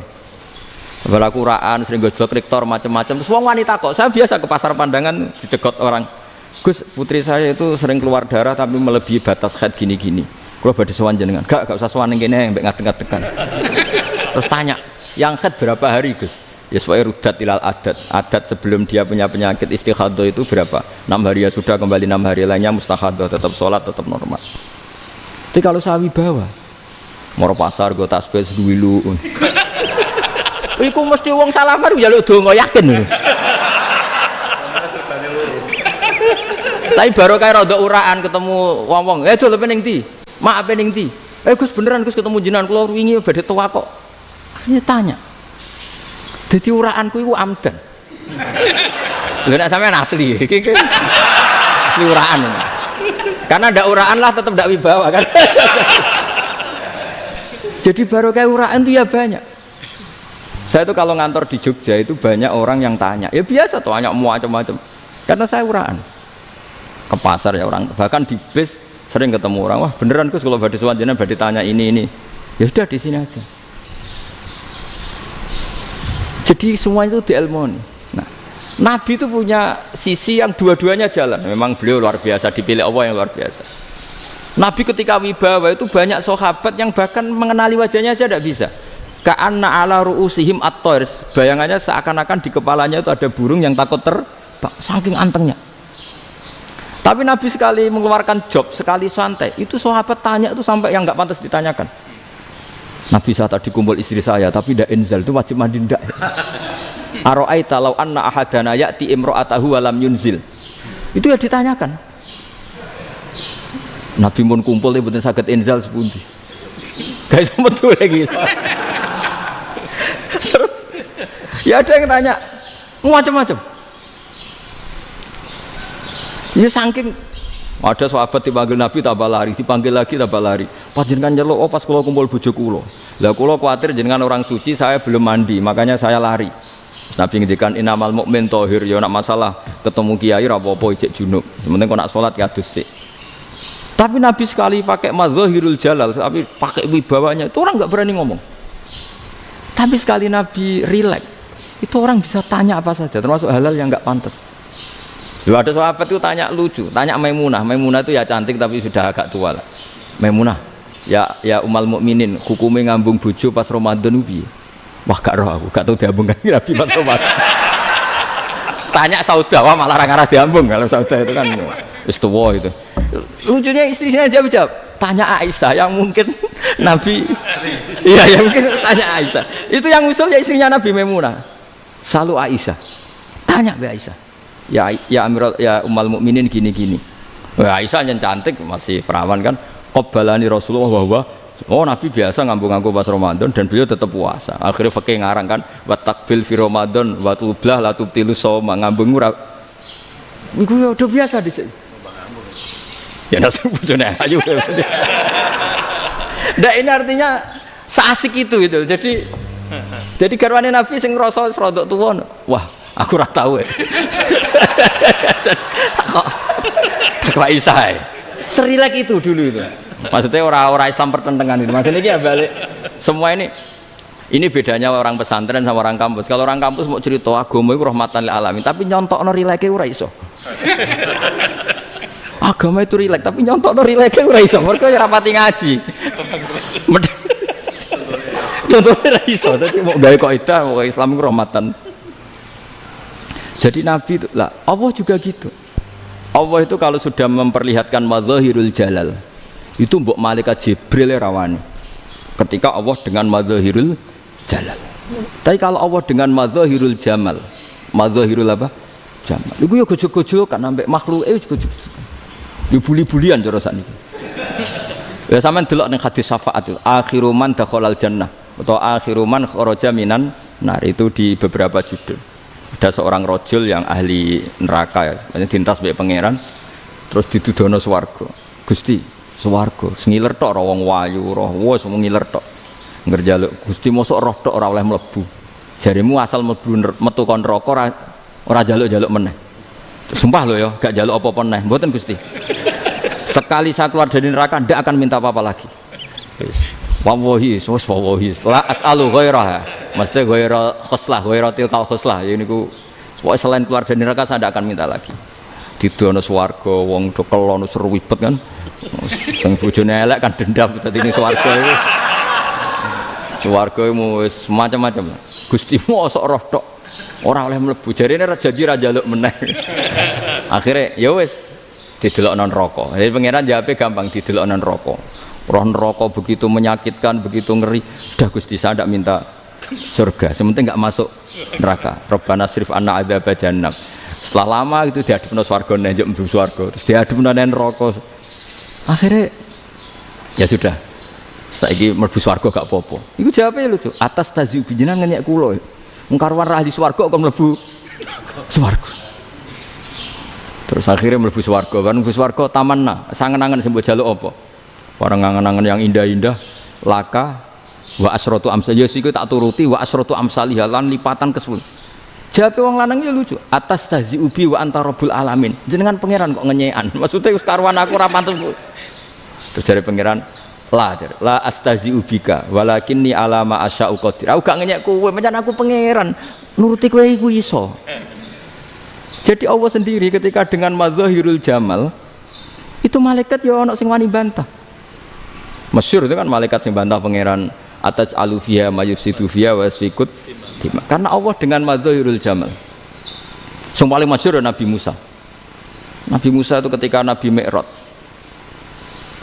itu beliau kira-kira di langit keempat lah yang masyhur atau kelima ngelangkai Nabi Musa menangis ya Rabbi ini apa-apaan orang sing ja'a ba'di kemudian melangkai makom saya ini apa-apaan jadi Nabi Muhammad kan apapun hebatnya kan junior kok melangkai makom saya ini apa-apaan nggak fair sampai Nabi Muhammad itu tanya gini sama Jibril reaksi Allah gimana ketika melihat Musa seperti itu jawab malaikat Jibril lucu ya roh khiddatahu Allah sapal gayane Musa biar jadi lucu ya dibiarin aja sama Allah tapi yang jenenge Nabi Musa itu kekasihnya Allah tetap berkah bagi kita betul ketika setelah Mi'raj diwajibkan sholat 50 gentenan Nabi Musa kelihatan nabinya sebenarnya Nabi Musa itu sebetulnya loh gak nguntungkan kita sebetulnya tapi yang nguntungkan sebenarnya enggak niat nguntungkan kita tapi nguntungkan Nabi Ibrahim kan di langit ke-6 keren lah konti jong ketemu Allah ngeten-ngeten kan sholat seket karena Nabi Ibrahim terkenal Nabi baik tidak bantah bareng Nabi Musa kenapa diceluk pangeran aku akan sholat ping seket inna ummataka la tutiku dalik wah gak kuat umatmu serai-rai gak umatmu orang arah kuat seket rokat tapi sebenarnya Nabi Musa itu niatnya bukan membela kita fa inna ummati la umatku sing gagah-gagah ra iso meneh umat berarti sebetulnya ya itu masih pakai gengsinya gitu. Wes ngono-ngono lah sementing kita untung sebetulnya dia itu gak terima wong umat saya aja yang lebih kuat gak kuat apalagi umatmu dan terus sebutin irji ila rabbika fas'alhu takhfif itu berarti Allah dengan madzahirul jamal sudahlah datang ke Allah minta keringanan Allah itu baik minta ambek Allah itu ringanan mau 5 tok jadi cek 45 balik Nabi Musa piro 45 cek ra kuat umat wong umatku ra kuat jadi sebenarnya dia bilang umatku ra kuat lho cara Nabi Muhammad model wong Malang yo beda umatku mbek umatmu ribet kan beda lho Nabi Muhammad kan tidak seperti itu kan tidak punya akhlak Malang kan akhlak maksudnya akhlaknya mujur itu loh akhlak yang baik gitu ya akhlak yang mujur bukan yang Malang gitu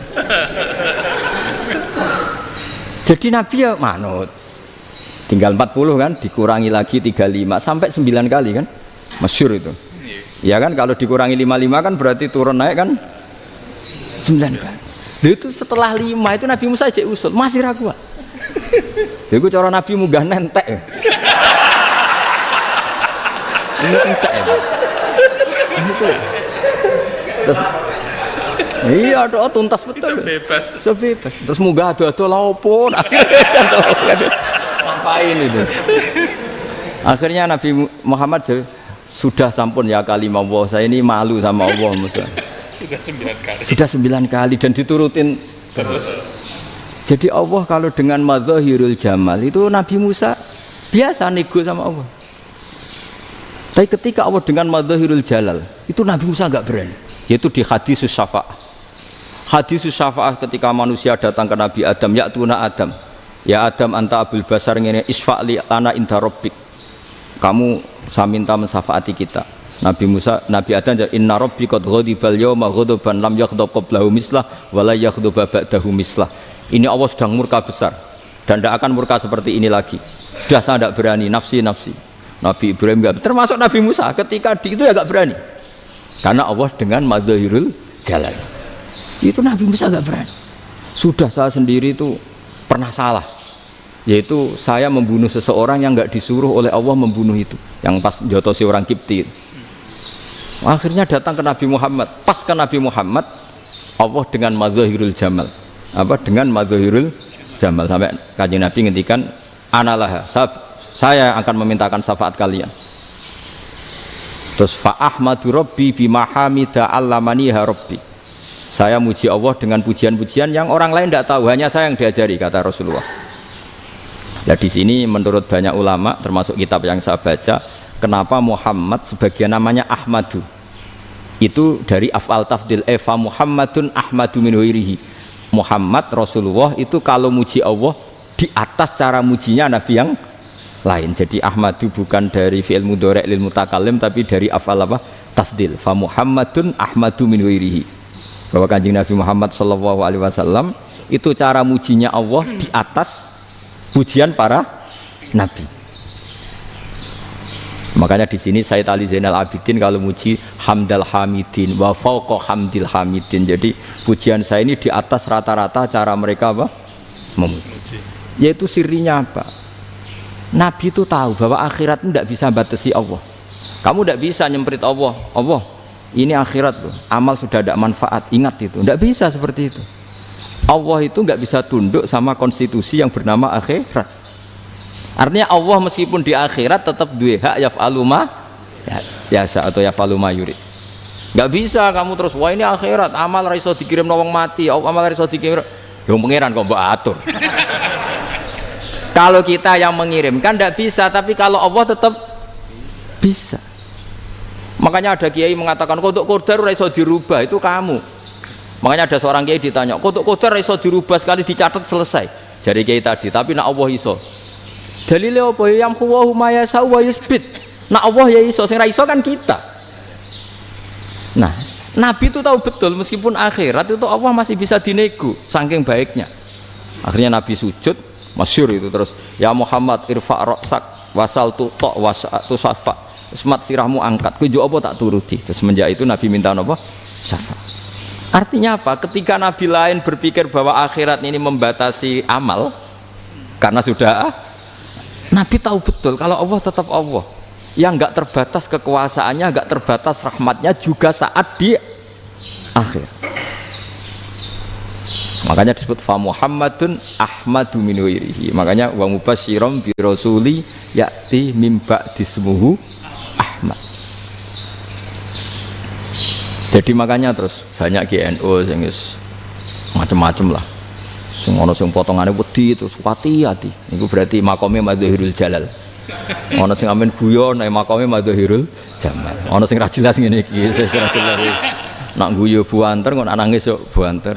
Jebule urusan utang. Lah ini sudah yang udah. Jadi makanya yang rileks saja. Sebenarnya agama ini santai, rileks karena agama ini harus bifarohin wasururin. Enggak boleh agama ini dibawa dengan kekerasan, dengan antisosial. Karena agama ini harus kul bi fadlillah bi rahmati fa bidzalika falyafrahu, harus senang, harus rileks. Makanya saya jadi kiai itu senang takutnya gini. Sekali saya tidak senang jadi presiden buruk. Ternyata jadi wong alim ora enak, itu contohnya. Sampai merengut terus uripe susah, nanti orang tidak berani jadi orang alim. Makanya saya buktikan bahwa saya lebih bahagia dibanding rektor. Nanti orang ingin jadi rektor semua, ingin jadi orang alim. Saya pernah ketemu sekian rektor di Jogja, tanya, Gus, kenapa jenengan bela-belain pesantren sampai segitu? Kan keren kampus NU, sekarang ada Unisma, ada NU Jogja, ada NU Jepara gini. Terus tak bilangin gini, sampai rektornya itu istighfar. Saya bilangin gini, ini sekaligus tak kasih tahu ini rektor Unisma ini.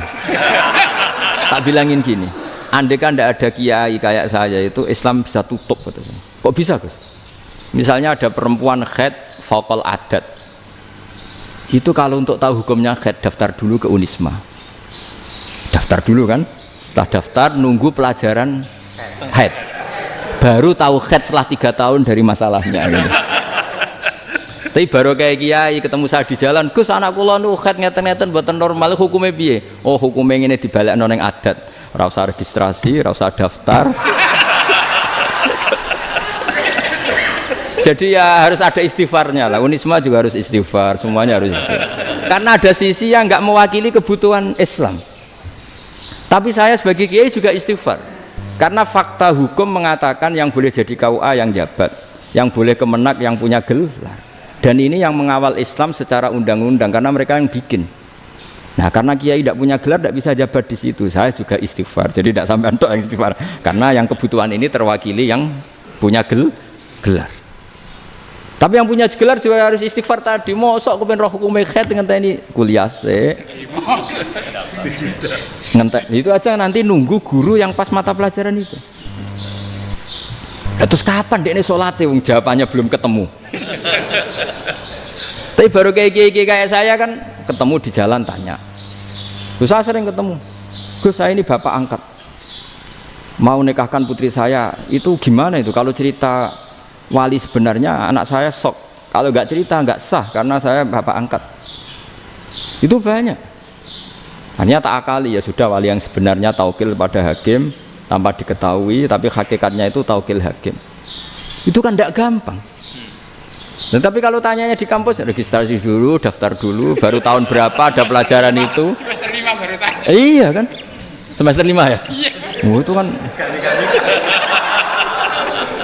Jadi jangan kira terus sistem Unisma itu yang terbaik di dunia, tidak juga kan, tidak juga. Dan sistem-sistem yang lain maksudnya ada. Tapi sistem kiai loh, Bamun juga sering pesen saya, kowe kudu seneng pegawai negeri. Piye-piye sing jaga agama pegawai negeri.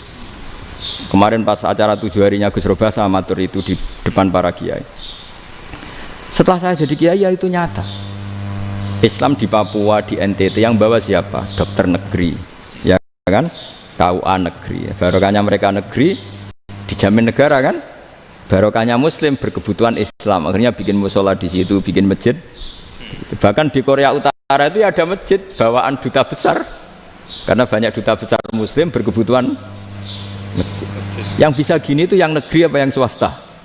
Negeri lah. Di sini kiai tidak mewakili semua kebutuhan apa? Islam.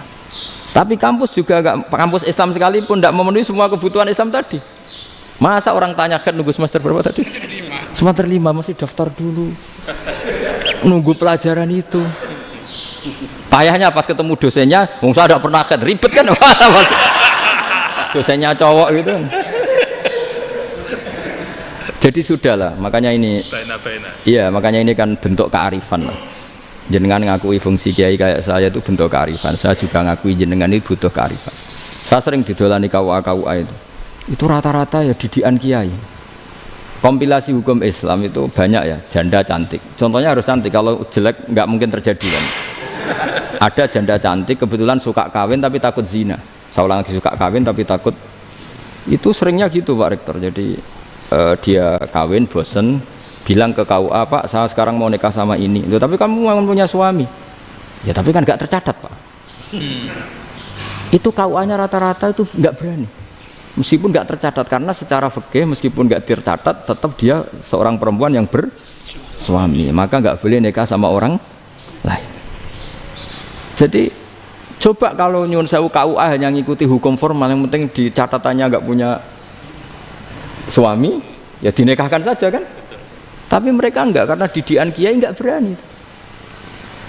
Artinya gini, kalau hanya pro hukum catatan sipil, maka ini dinikahkan bisa karena nggak tercatat. Tapi secara hukum santri nggak bisa dong menikahkan perempuan sing dzati zaujin yang punya suami. Nah, ini barokahnya kerjasama yang baik. Jadi di masyarakat itu tertanam didikan kiai nggak boleh nikahkan perempuan yang bersuami, tapi di KUA ngikuti hukum formal. Dan di Indonesia itu KUA itu rata-rata konsultasinya ya sama kiai, sehingga ya nggak berani akhirnya, meskipun aku udah mlebu rokok mbak gak iso, dan itu banyak. Seorang lagi ya, makanya ini kan pesantren itu nggak boleh mati. Orang kiai-kiai kayak saya nggak jelas-jelas itu harus lebih jelas lagi. Karena ini yang on time, yang online, yang siapa saja bisa tanya. Saya itu SMS saya itu nggak punya HP WA. HP jadul itu SMS-nya tiap hari tak berapa. Orang yang tanya dari Kalimantan, dari Aceh. Gus, di kampung saya ada masjid 2 itu yang sama. Nah, ada yang dari orang perkotaan. Gus, di perumahan baru ada masjid, yang Jumatan baru orang 12, sah enggak? Ya langsung saya jawab, sah. Dalilnya ini. Ya sudah. Nah, tapi kata Imam Syafi'i gini, harus orang 40, itu madzhab Syafi'i, dalam madzhab yang lain gini-gini. Itu kalau tanya rektor itu kan ribet, masuk ajudan dulu, asisten dulu, panjang.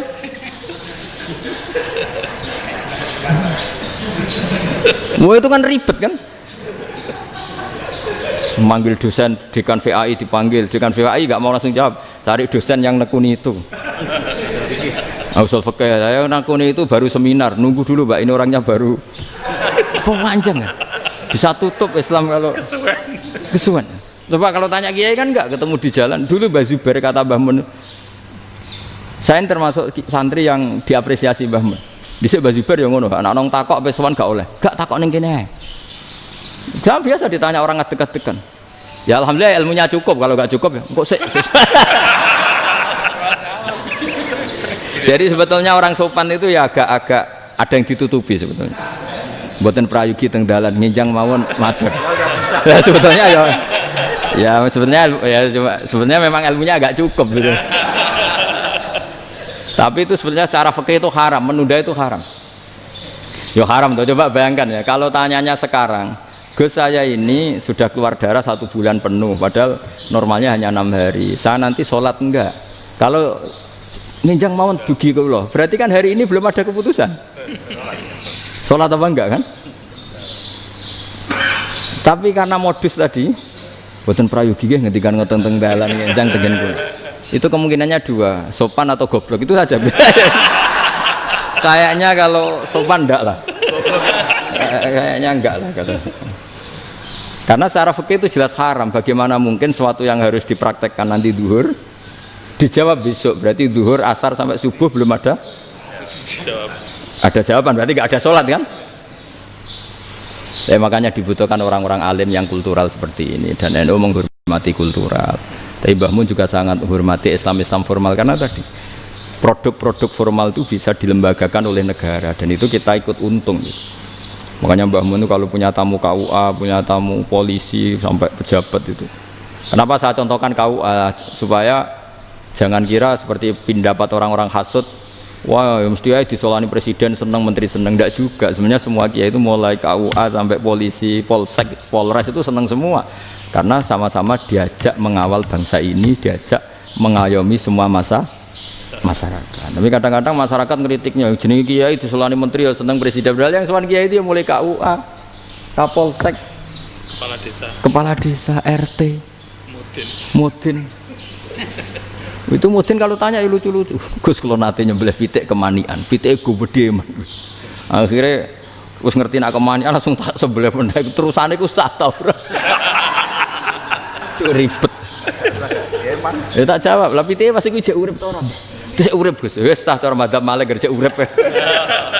Karena itu ada perdebatan antara madzhab Malik dan madzhab Syafi'i. Nah cara Imam Syafi'i itu agak ketat.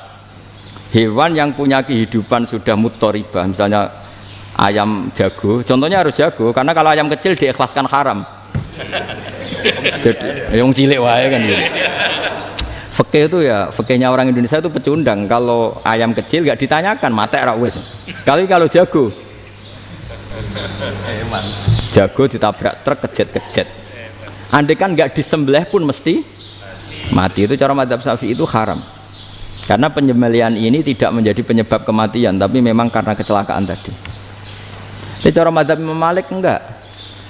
Andai kan enggak disembelih, matinya kan 2 menit lagi atau 1 menit lagi. Andai kan enggak disembelih, berarti mati sekarang itu bawaan pisau apa bawaan kecelakaan? Ya sudah halal gitu caranya. Nah akhirnya ya saya bilang ya sudahlah kita semuanya Malik. Jadi cara debat, cara Imam Syafi'i enggak, cara berpikir itu sudah tidak kehidupan yang normal. Yang dimana-mana penyembelian itu mematikan yang hidup normal.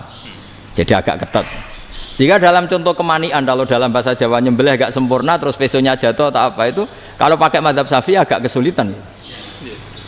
Jadi kalau mazhab Malik asal diselesaikan cara fauron dan juga sebagian mazhab Syafi'i itu halal.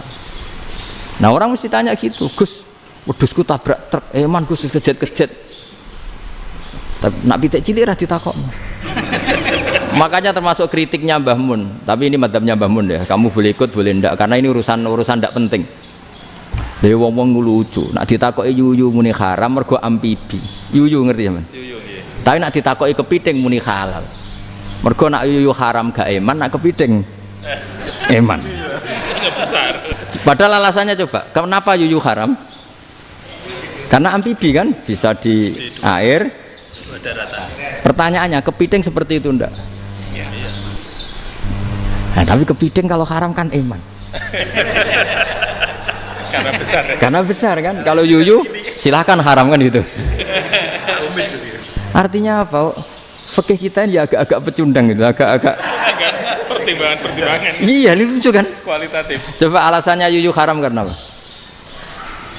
Amfibi kan? Hidup dua alam. Pertanyaannya kepiting seperti itu enggak? Iya. Iya, kenapa kalau orang tanya, yuyu haram apa halal? Rata-rata jawab haram. Tapi kalau kepiting mulai khilaf.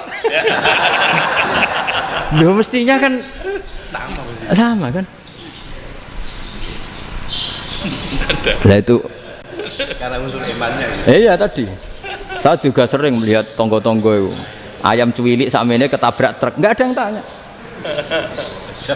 Tapi saya pernah jalan-jalan di Naruan sini. Ono jago ketabrak, sing duwe langsung marani kula. Pas saya naik motor, Gus ini halal apa haram? Nak langsung kula sebelah halal apa haram? Gus kanggo kowe halal kanggo halal. Karena saya tahu tak jawab haram mesti kecewa itu. Aduh, akhirnya kiai ini beratnya kan. Ya akhirnya ya saya setelah itu mate Imam Syafi'i ngapunten nih umat kula nu rahasia mangke madhabe jenengan tuh ndak siap. Untuk madhab tidak sama. Iya kan akhirnya pakai madhabnya Imam Malik tadi. Ya tak Fatihah Imam Syafi'i ini mboten niat nglawan jenengan. Tapi ngobati tiang eman. Mergo pitike besar itu. Jadi ini kan ceritanya itu makanya yang rileks saja lah bahwa Islam ini yang rileks, yang menyenangkan karena ya agama ini harus menyenangkan. Raditu billahi robba, raditu itu seneng banget, ridho itu puas. Nggak boleh beragama pertuntungan terus emosinan, ya marem atau raditu itu marem jadi yang nyaman. Ya saya kira demikian. Assalamualaikum warahmatullahi wabarakatuh. Waalaikumsalam warahmatullahi wabarakatuh. Pelajari loh Pak Rizky. Ya, bagus. Pon, alhamdulillah. Satu aja yang di sini benar. Oh, satu aja. Nggih. Tambah syarat. Jadi mungkin ada satu pertanyaan aja. Satu saja. Bukan keluhan. Bukan keluhan. Ini mumpung Gus Bak pada Madhohirul Jamal nih. Iya, Madhohirul Jamal. Sebentar lagi sudah Jalal. Sebentar lagi sudah Madhohirul Jalal. Jadi gak kena ditakoni. Monggo, setunggal mawon. Mikir. Ya, bagus. Niki, ambil. Nggih. Ampun dawa-dawa terus Gus. Ya jagal-jagal ya. Assalamualaikum warahmatullahi wabarakatuh. Saya Fadil, alumni Unisma yang kuliahnya paling lama. Masih di jalanan. Gus, pertama saya muhibin jenengan ngikuti 3 tahun terakhir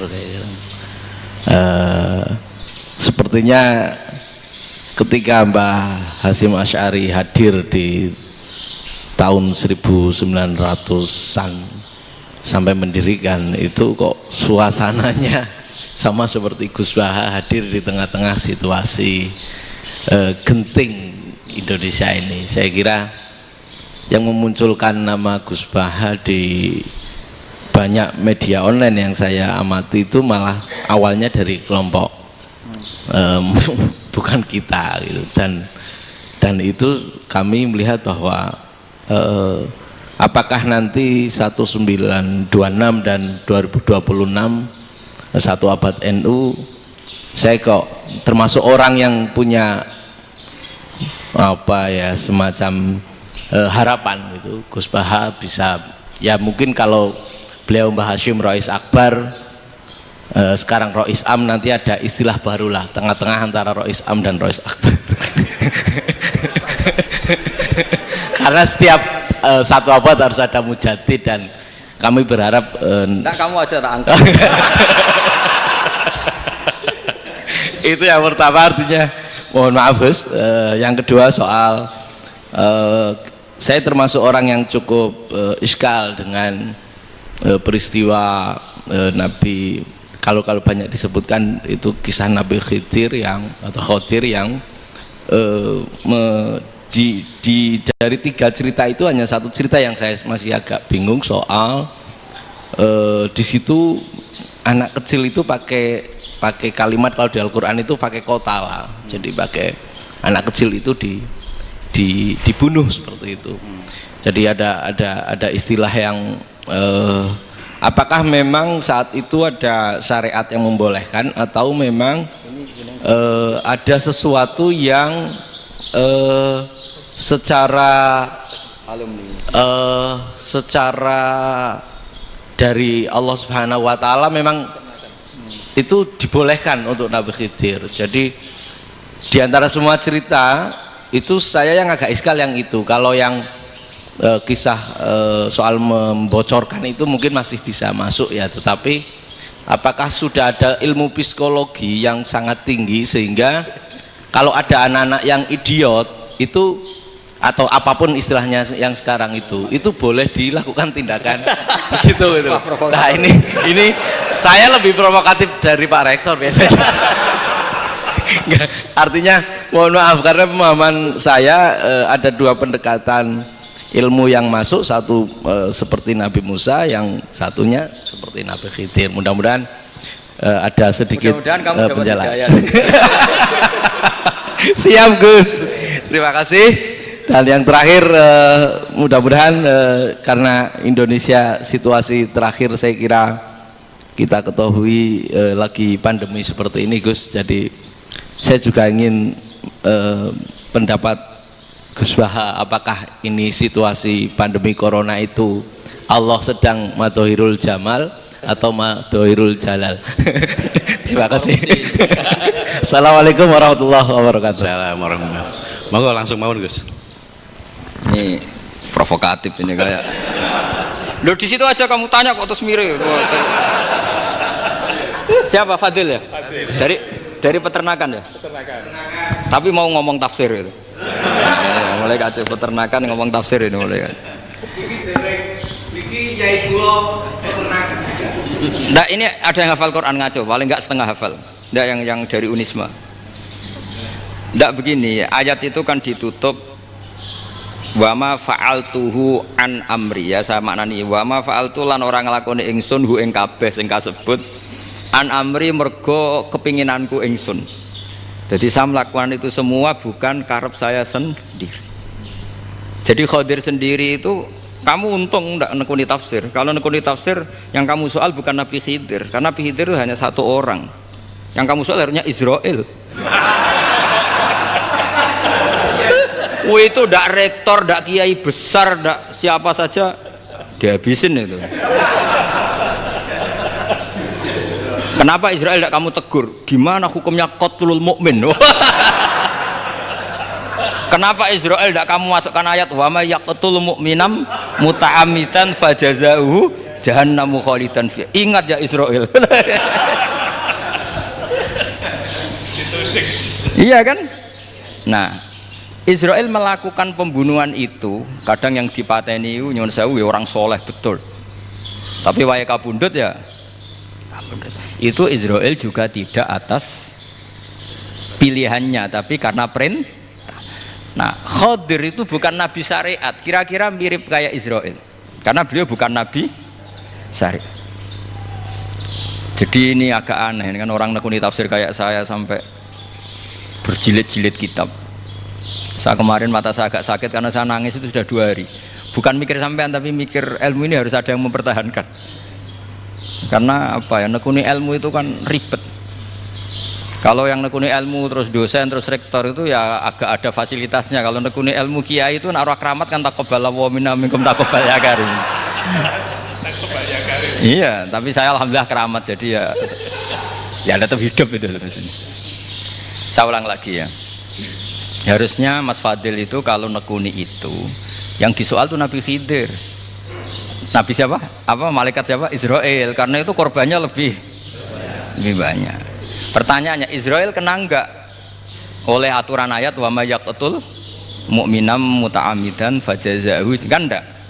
Karena semua itu wa ma fa'altuhu an amri. Saya lakukan ini. Mungkin ngaji kamu enggak khatam sih mau delok fakotalah itu. Itu Nabi Khidir pasti tersinggung, enggak baca belakangnya itu. Ya karena jurusan peternakan itu.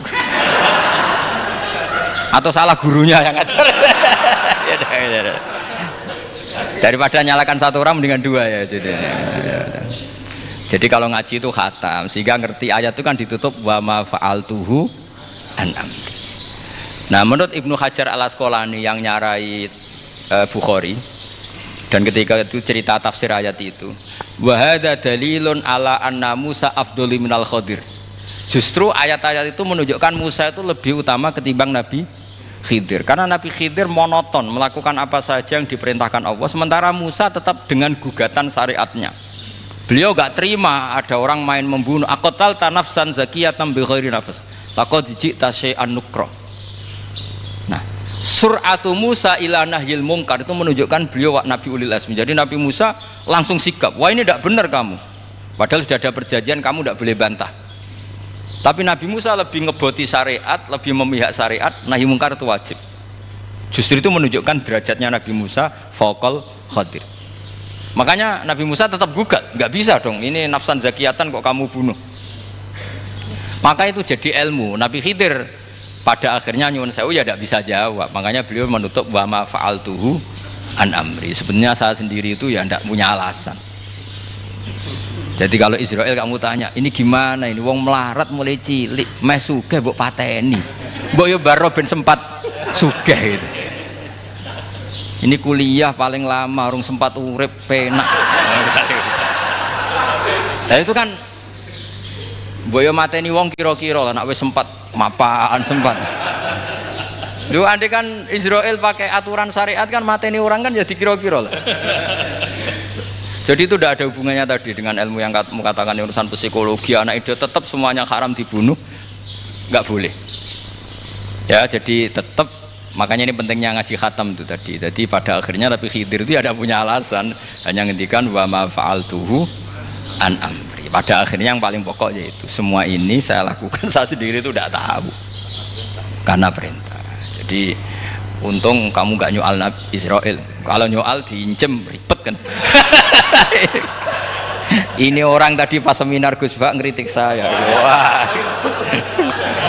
Jadi itu pinter kamu. Yang kamu soal Nabi Khidir. Jadi enggak itu. Ya kalau nyual Israel resiko tinggi, resiko tinggi. Tapi yang jelas gitu ya. Makanya tradisi pesantren seperti ini harus terus. Karena yang punya tradisi khatam. Saya tuh kalau ngaji kitab tidak khatam tuh tersiksa karena tadi. Kadang-kadang yang depan-depan itu tidak jawaban, jawabannya di belakang. Tadi wa ma fa'altuhu an amri. Dzalika ta'wilu ma lam tasti alaihi sabra. Jadi ya sudah kira-kira seperti itu. Wajar kamu tidak sabar, wajar kamu tidak itu memang saya sendiri sebenarnya enggak paham itu. Jadi cara basa Jawa niku wajar saya kira paham. Jadi aku dhewe ku ya ora paham. Wong aku ya mau nglakoni gitu. Jadi sebetulnya sama-sama ada itu kan. Ini jenenge wa ma fa'altuhu an amri. Sudah ya? Ya sudah. Sudah ya? Nggak perlu dijawab katanya beliau. Baik Bapak Ibu semuanya yang saya hormati, dan saya tidak harus menyimpulkan, karena kalau menyimpulkan malah itu menduguri ulama kan gitu. Itu nggak tawadhu lagi malah itu, khawatir kualat kalau. Baiklah, mungkin hanya kita tutup dengan berdoa yang dipimpin oleh Gus Bah.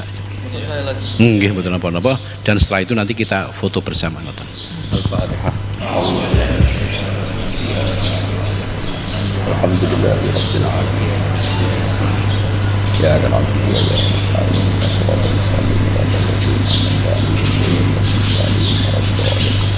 Nahmaduka ya ghafur ya syakur wa salli wa sallim ala sayyidina Muhammad wa ala alihi wa sahbihi. Wa maj'alna mutawafina fika mutahabina fika mutabadilina fika mutanasirina.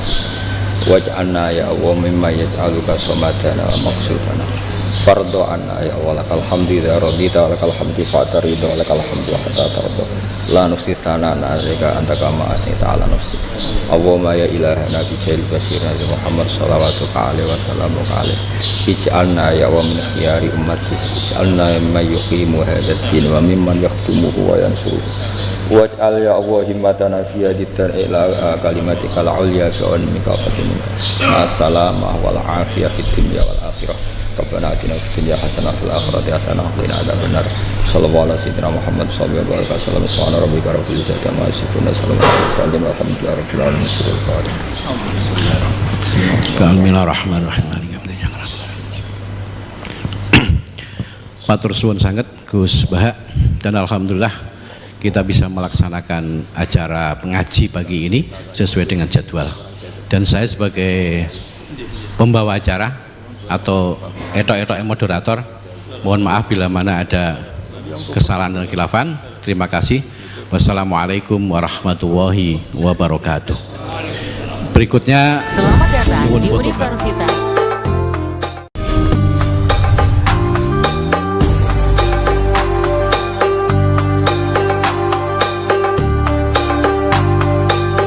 Dengan laboratorium yang modern serta didukung dengan tenaga ahli yang berkompeten. Pendidikan karakter dan pengembangan soft skill melalui berbagai kegiatan organisasi yang mampu meraih banyak prestasi. Unisma memiliki fasilitas kampus yang lengkap, menjalin hubungan kerjasama nasional dan internasional demi mempersiapkan lulusan berkompetensi plus, berdaya saing, dan berkarakter Islami. Saya merasakan pendidikan tinggi Islam yang maju dan modern di sini. Mari bergabung bersama kami mewujudkan World Class University. Unisma.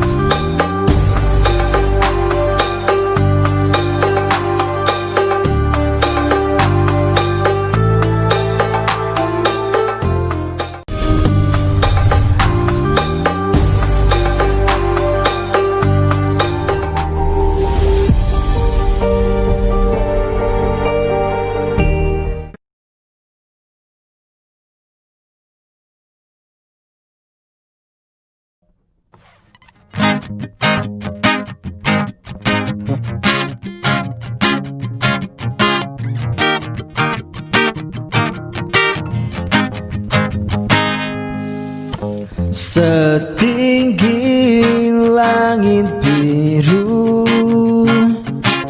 berkibarlah engkau benderaku, sedalam lapis bumi menancaplah engkau merah putihku.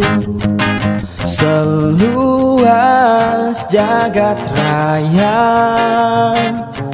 membentanglah engkau sang sakaku.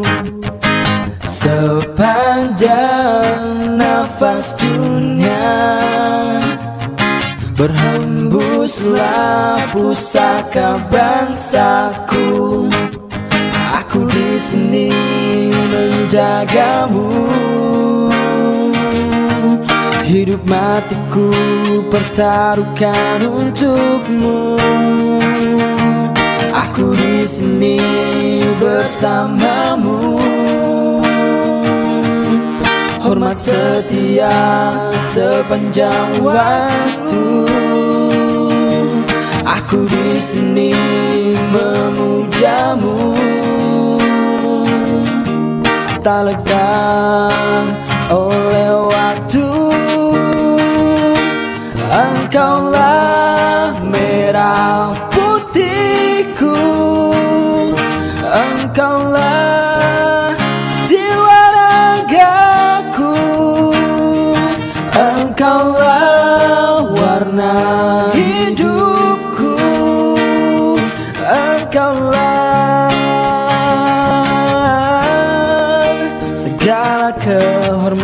kehormatanku.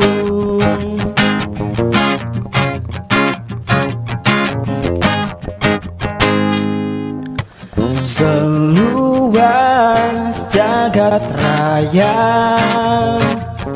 membentang engkau sang sakaku, sepanjang nafas dunia berhembuslah pusaka bangsaku.